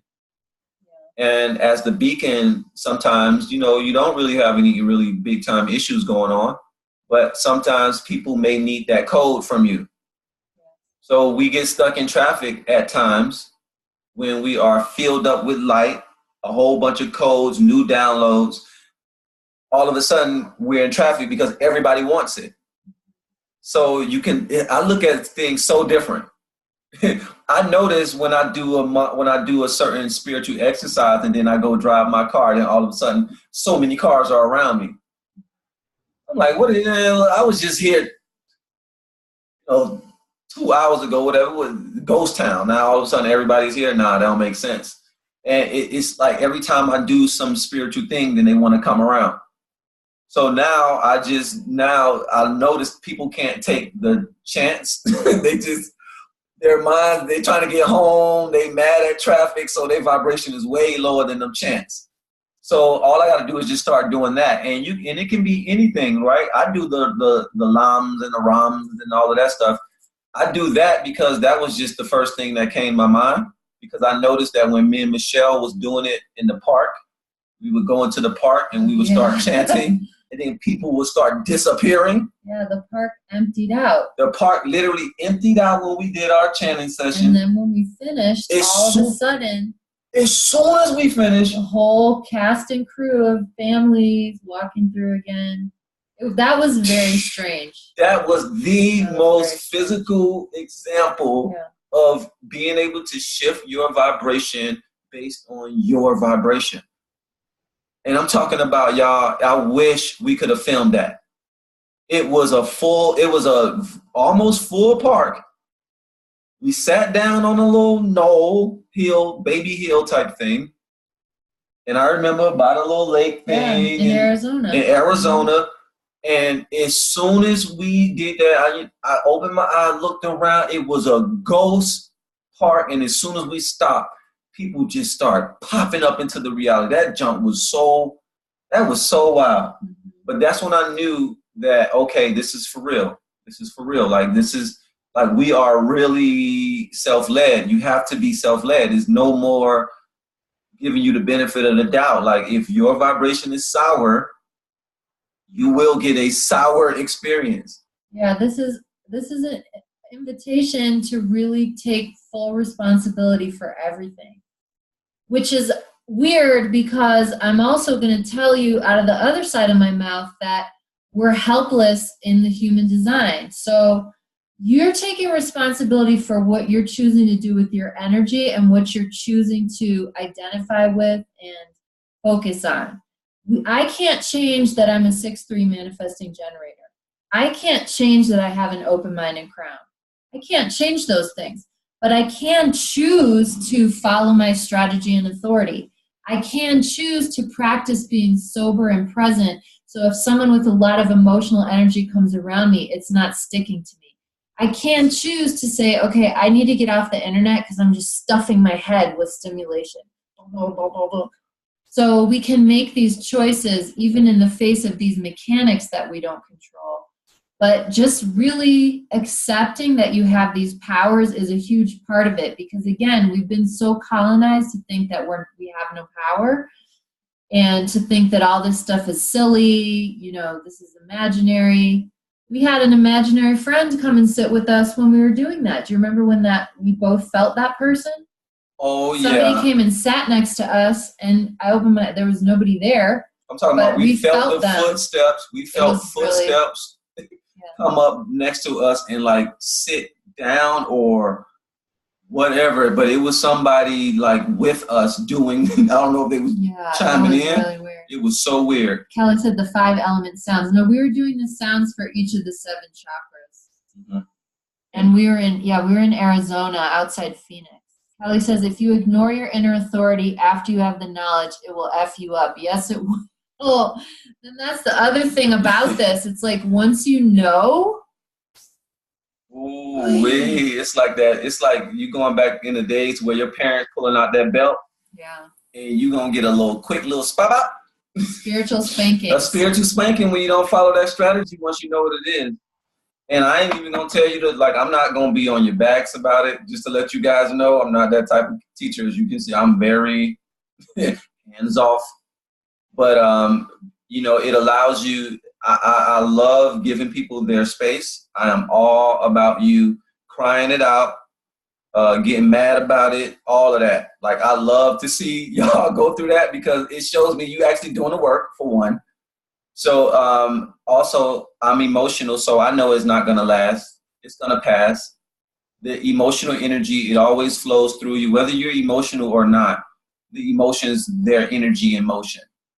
So eventually that energy that you have inside of you that's icky and feeling stuck, it will release. It's just you have to know that, one, if you follow your human design strategy and authority, it's not going to shield you from negative experiences. This is something that I almost never tell people because I always forget about it. But following your strategy and following your strategy and authority doesn't stop and prevent negative experiences, because you're here to learn, you're here to grow, you're here to expand. All of the white centers within your chart, these are the areas where you're learning. So if you have white centers in your chart, open mind, open crown, open spleen, open heart, these you're going to be learning. But the thing is you're going to be learning, and you're going to learn for so long, right? You're going to be at this for so long to where you're going to master this. And it's going to feel as if it is defined. But it's important for you to know that your mind and all of these things are still going to be open. So it allows you, it's like, you know, that's just the type of being you are. You're the type of being who you're going to be forever learning. You're going to be forever expanding in that way until you switch bodies, until you say, all right, I'm done with that design and I want a new one. And that is going to be something that you're going to be able to consciously choose, is what I'm intending. You know, is for us to be able to consciously choose whether or not we want to stay, go, or whatever, right? You're self-led, so you are responsible for your own actions. So following your strategy and authority, you know, this is you being responsible for your actions. This is you allowing the universe to treat you and to serve you properly. Learning what the open centers is and learning about these numbers, these profile numbers and the themes. The themes are we give you the themes so that they can be applied to your life. So, you know, we always talk about, oh, that's a 3 thing, or that's a 5 thing, or that's a 1 thing. We're so, me and Michelle and I, we're so used to using these themes. It made our life a lot easier to know that, okay, the 1 theme is investigation, and 2 is ritual, or the 3 is trial and error, and the 4 is opportunism, and the 5 is being a messenger and being general, and the 6 is having that oversight and being the Buddha, taking things slowly, learning through that slow evolutionary process, but also mastering as you go. So when you learn and understand these numbers and work with them over time, you guys, life is gonna start to get a lot easier. But that doesn't mean that you're not gonna have any challenges. Yeah, it's just that if you're following your strategy and authority, you'll be dealing with the correct challenges. Yes. Especially for my threes out there. You're going to have trial and error as a three, but this is the thing, as a three, if you follow your strategy and authority perfectly, you'll still have trial and error, but it's going to be the right trial and error in the right place for you to learn the right lesson that's like purposeful for you. Mm-hmm. Yep, like I just learned, like I got the copper pyramid in the back.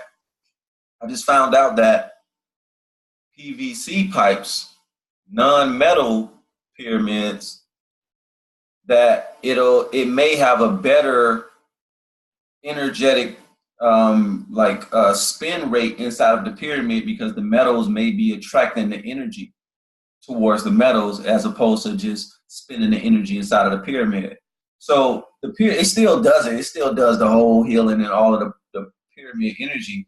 But now I've just found out that, man, maybe I'm gonna have, that pipe, non-metal, it might do even more. So it's not that I was wrong on that. My copper pyramid it was a trial and error experience. But now that I know that it can possibly be an even more potent form of the pyramid, I'm gonna do that experiment next, and I'm gonna get me I'm gonna get a PVC pipe pyramid, and it's gonna be amazing. And I'm gonna see what that is. So, as a 3 energy, especially if you have 3 in your chart, this is life is an experiment. And there's transmutation going on. Yes, you're expanding, so it's gonna bring you more life, and more expansion, and more manifestation. So, just being easy and being patient with yourself during this process is going to really help you guys to really grow and expand. And so earlier, though, Catherine mentioned the Truman Show with Jim Carrey. But okay. I think Chris was saying something about we're in the AI. Oh. I don't know if he was asking that question. Are we in the AI or we're in it? But we are totally in it. We are totally in a video game right now, man. We are totally, like, the reason why AI is so much around us is because we're in an AI program. Yes. But this AI matrix program is made for experience. This is the trick. Like, you're not supposed to be getting implants and all this stuff put in your head because everything is AI anyway. That's just overboard.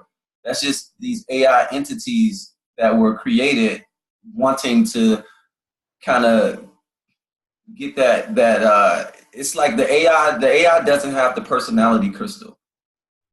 And these crystals that we have within us, this is what is allowing us to ascend into these like higher forms. And the AI energy, it doesn't have the ability to ascend. So it's kind of stuck on this like plane of existence of materiality and of like hard, clunky materials and electricity and things like that, like the lower form of electricity and magnetism. So it can operate within these lower realms, like the 3rd and 4th density, maybe, 4th density. But when it gets to the 5th dimension and higher, like AI is no longer like, so AI exists like the 3rd and 4th dimension type of realities. 5th dimension and up, it's like no AI. It's just no AI because it's not needed.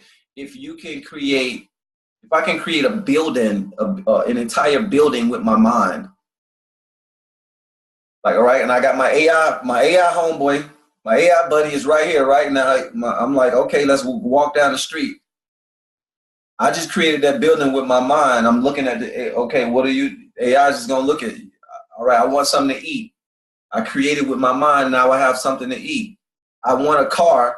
I created with my mind, and now still didn't ask the AI friend to do one thing for me yet. They're not needed. The AI energy, the best friend of the AI, it's just not needed. If I want to connect with you, and you're in another city, in another state, all I have to do is literally mentally call you, and then you'll pop up if you're available. And if you're not available, you'll send a copy of yourself. And it will be exactly who you are. It'll be that Chris. It'll be the Chris of the now moment, except a copy. And I can speak with that Chris, and then that Chris will go back to the main Chris, and literally you'll have that memory of our conversation as if you were there. So we're multi-dimensional beings, and we have a lot to ourselves. We can do a lot. And a lot of the times, the AI is really here to grow us. It's so funny, we create the AI, but the AI is really helping us to grow. It creates boundaries of limitations so that we can grow within the pressure. Limitations only create pressure so that you can grow into that diamond, so that it can create the diamond. So the AI systems create realities of pressure so that you can expand and create. So you can learn how to expand and create beyond it. So it's deep, man. It's super deep. And then even something like Facebook, I mean, you can really use Facebook as a tool of empowerment. Go and start just talking to someone you know in your head. Just have a real conversation, really connect in with them. And then watch and see if they inbox you. Watch and see if they post something on their wall. It's a really good tool to learn about psychic energies, psychic connections, and it could be used as training wheels if people were, quote unquote, really woke. They could use it as training wheels to get to the point where you can connect with someone without using the electronics at all. This is what traditional people like the Aboriginal people were doing. There was an ability to connect through the astral and actually send messages that could be received. And we have the capacity to do that. But it's like we're all addicted to doing it with phones and all this other stuff. But Kayvon and I have practiced this a lot. We even play a game with Junior called the Mind Game. And we just basically have an image of something in our mind, and then the other players really try to like tap in and see what it is. And I've noticed like there's an energy of guessing, and then there's this other stream that just knows the answer. Mm-hmm. And it's an interesting game to play if you have people around you who are interested in stuff like that. I really recommend the game. Sometimes we do it where you're allowed to give clues, or at least say, is it animal, vegetable, thing, is it alive?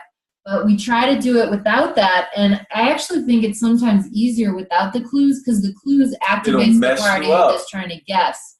But there's another part of you that will know the answer. It's crazy. Mm-hmm. Just briefly, Kelly, yes.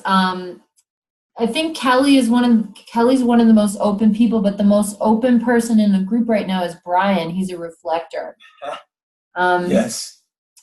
But Kay said, you mentioned last time that we can, and there was one thing that Philip mentioned earlier. I just want to mention that. So Philip talked about how he has only 3 defined centers, and he said, should he be, dang it, where is it? Maybe it's earlier. He was saying he had 3 defined centers, and he was wondering, should he be referring to those? Yeah. So your defined centers, one of them, in your case, Phil, it's the sacral, I believe. If you're not emotionally defined, you want to be referring to your defined centers are going to give you your more clear answers. So whatever your authority is, it's going to be one of the defined centers. If your solar plexus is defined, it doesn't matter what is going on in your chart, that's your authority. It is the center that overrides everything else in the chart. So if you're emotionally defined, that's your authority. Your authority is always going to be a defined center. You can never have an undefined center as authority, because your authority is something that's consistent that you can trust. So in Philip's case, he's got 3 defined centers. That's the information that you can kind of trust as yours. And everything coming from the undefined centers is not for you. You can't trust it. It's interesting, might be entertaining. You can reflect it back to other people once you become a master Jedi, but it's not yours. And I feel that this bleeds into Kay's question. You mentioned last time that we can clear the centers by running energy through them. Higher self energy through them. Could you talk to that, please? So, I mean, higher self energy, yeah. So being present, being clear, being compassionate. all those things, having the higher self present is going to make you much less likely to catch on to energy in those undefined centers or in any of the centers. Go ahead. I never did, Kay. Kay, we haven't done a reading yet. That's why I'm like, wait a minute, I didn't tell you this. I have a whole exercise about clearing those centers out. About, I think I told Kelly about it. I told a couple people about it. You probably talked about it in one of the videos. Nah, I don't know. The one about dumping the energy into the river. So I have this whole, because you don't. So I have this whole visualization exercise that I've been trying to remember to tell everybody about when I do the sessions about literally. So wherever you have like the stuck energy at within the human design, you can look at your chart. So if we have a lot of mental energy that we need to change or that we want to clear out, I got this visualization where you literally, it's kind of like you're unscrewing the triangles and you literally walk over to this cosmic river and you can dump the energy out into the river and literally follow the energy with your mind, follow the energy down the river and off the edge back into source. And practicing that visualization, remember everything you're doing is going to be pretty much at this level of the game. Your higher self is going to be guiding you there. There's never a moment where your higher self really isn't there. So whenever we start to just intend the energy to flow through and cleanse our system, that's it. That is our higher, more than likely that was your higher self that gave you that thought. See, the lower self don't really think about stuff like that. The lower self is just kind of reacting to stuff. At first it's reacting until we teach it how to respond. So the higher self is kind of always there with you. So you can always rely on that. You can rely on the higher self. But when we speak, I definitely can give you even more things about it. But yeah, we're gonna it's only the not self that creates any issues in any of these centers. The higher self doesn't get stuck. It doesn't take on other people's burdens. It's not confused. Remember, the higher self is always in clarity. It's always in compassion. The only reason we're getting triggered is because we're in judgment or we're in fear. It's all not self stuff that creates quote unquote problems in any of these centers. If you're self-led, if you're really, really self-led, you don't even need to know human design. Human design is to help your mind relax and let the higher self take over. Hold on, I just want to refine my answer because now I see Philip's actual question. I have undefined centers all except for sacral root and solar plexus. Is it useful for me to access this definition as I check into my feeling and emotions? So just to clarify for you, Philip, the defined center that you really want to be accessed as you're checking in is the solar plexus. What's happening in the root and sacral, it's relevant, but the ultimate answers for you come from your solar plexus. So you have to ride out the wave of emotions. It's going to go up, down, and sideways. And when it comes to the eye in the storm, the still center, then you have your answer. It's useful to listen to that other stuff when you have the emotional wave, because what happens is when you get to that still point, not only do you have your answer, but you know why it's your answer. Those of us who don't have the emotional center defined, like me, I'm sacral but not emotional. I have my answer in the now from my gut, but I don't know why it's the answer. So if you ask me, do I want to go to the party? I'm like, why? I don't know. It's just Whereas Kayvon, after he goes through his emotional wave, if I say, "What, do you want to go to the party?" and he could say no because, or yes because. Also, we're about to get ready to end it.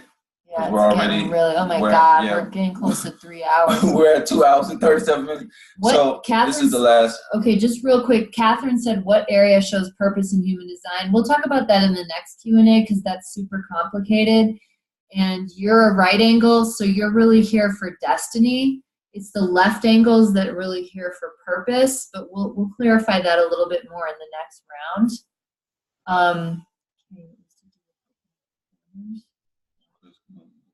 Some of this involve internal cleansing. In terms of, this is Chris, does some of this involve internal cleansing in terms of how we perceive this? Is this a physical experience at some point with visualizing and seeing?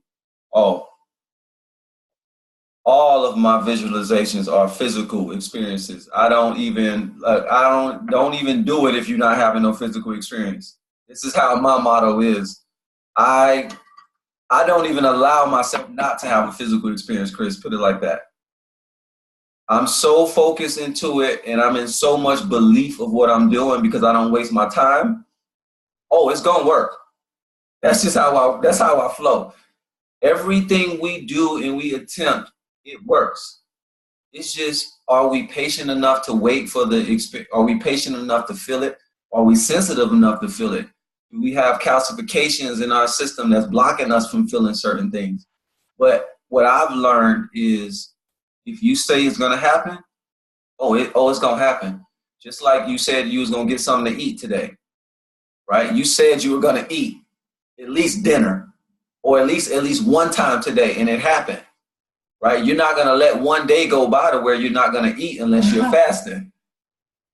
This is how I take my visualizations.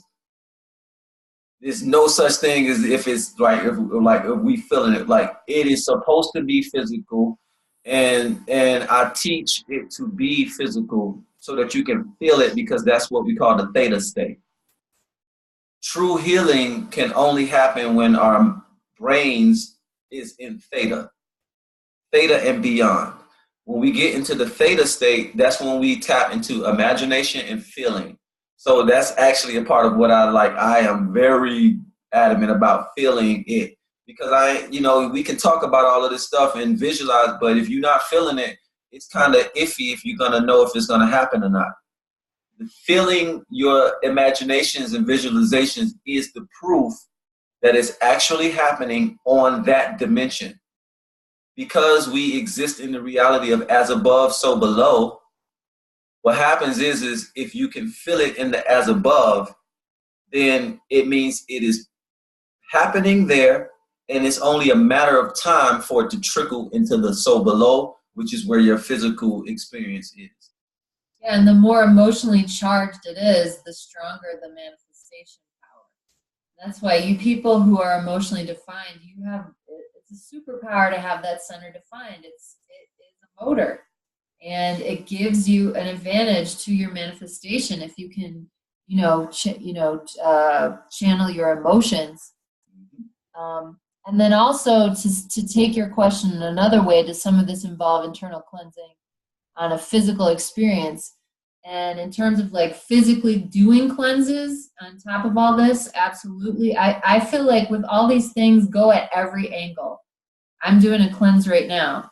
And I feel that I just did, it's funny you're talking about the river, this was coming up. I did this awesome meditation I found on YouTube last night, which was about the immune system and a river clearing out the muck, and a bunch of dirt got dumped in the river, but then it dissolves, and as you go down the river, it's all clean again, and it was activating my immune system. That's my meditation. So I'm doing that while also not putting crap in my mouth on the physical plane is a lot more useful than just doing that and then going and eating Doritos and Chuck E. Cheese,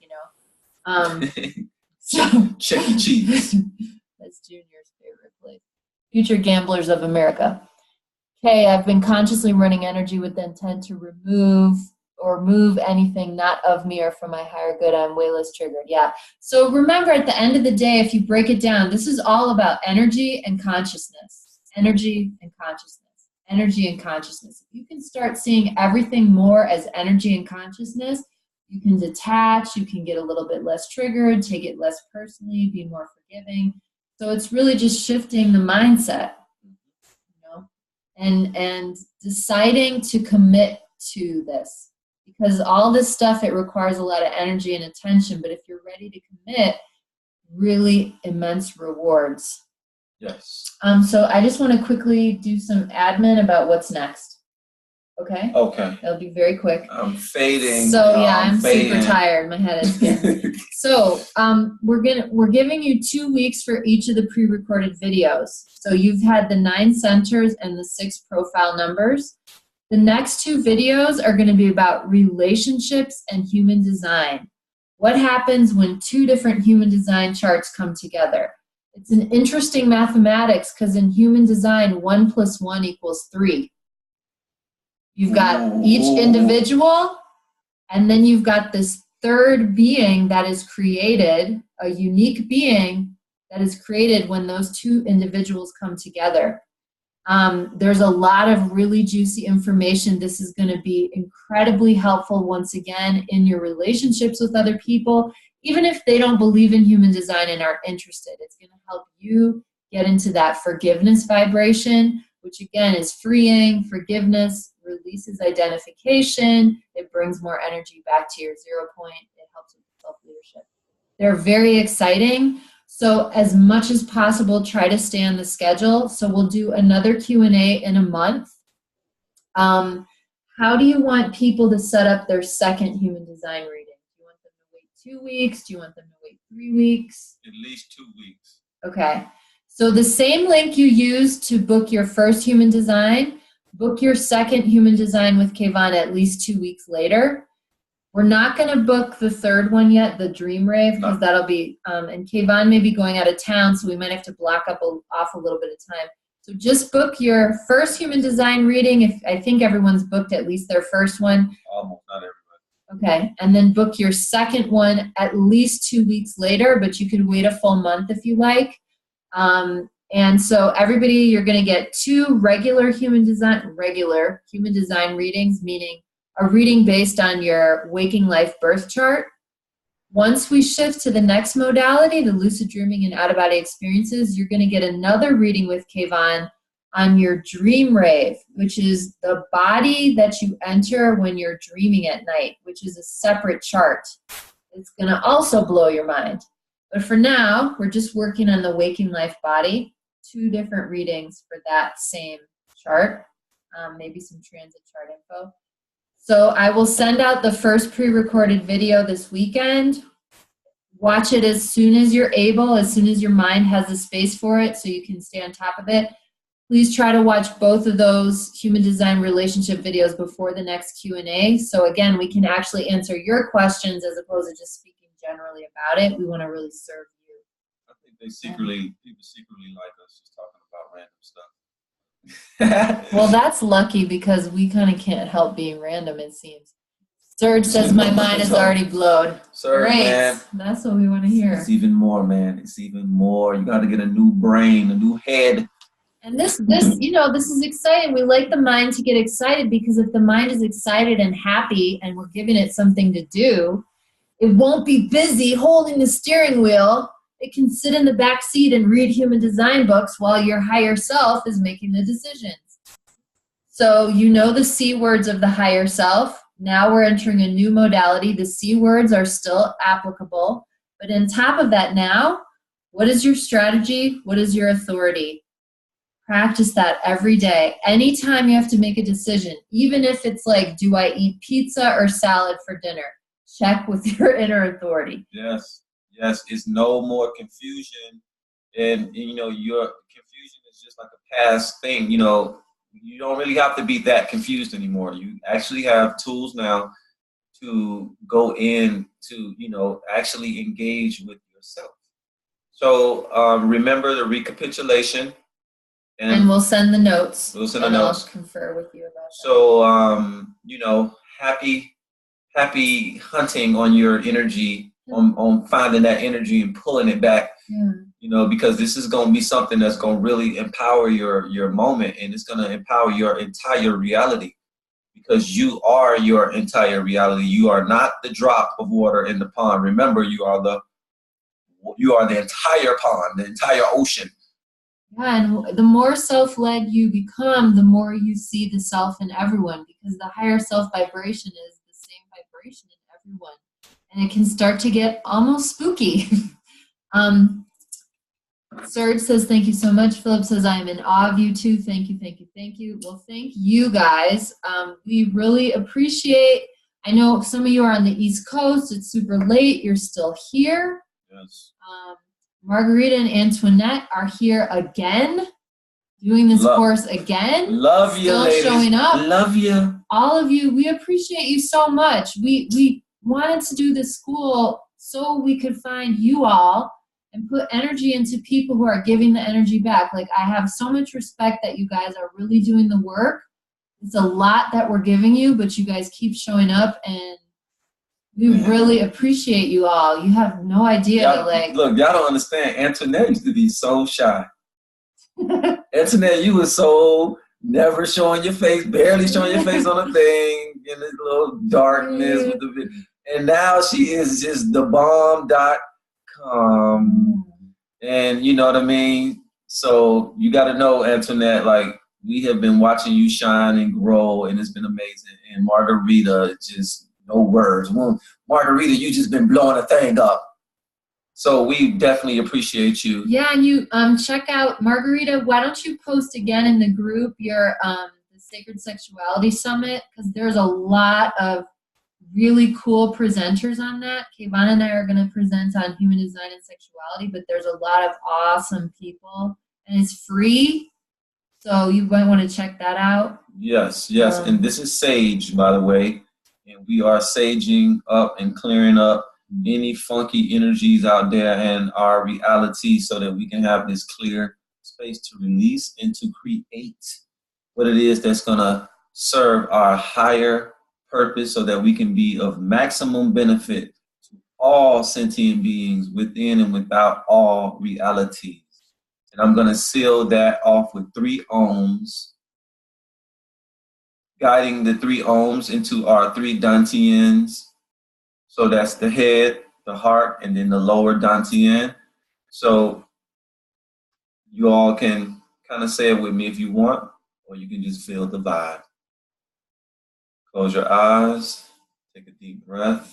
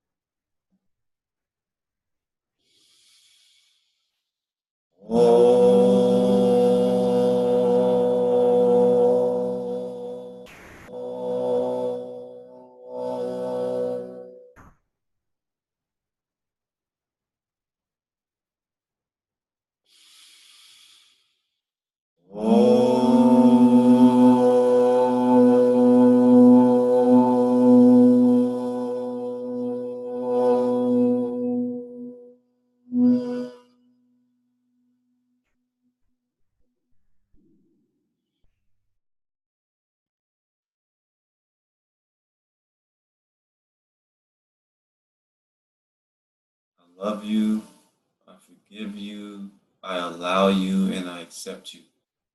And I want you all to have a beautiful night. Until we speak again. Thank you. Love you. Thank you, You're guys. welcome. Thank you, everybody, for being here. We appreciate you.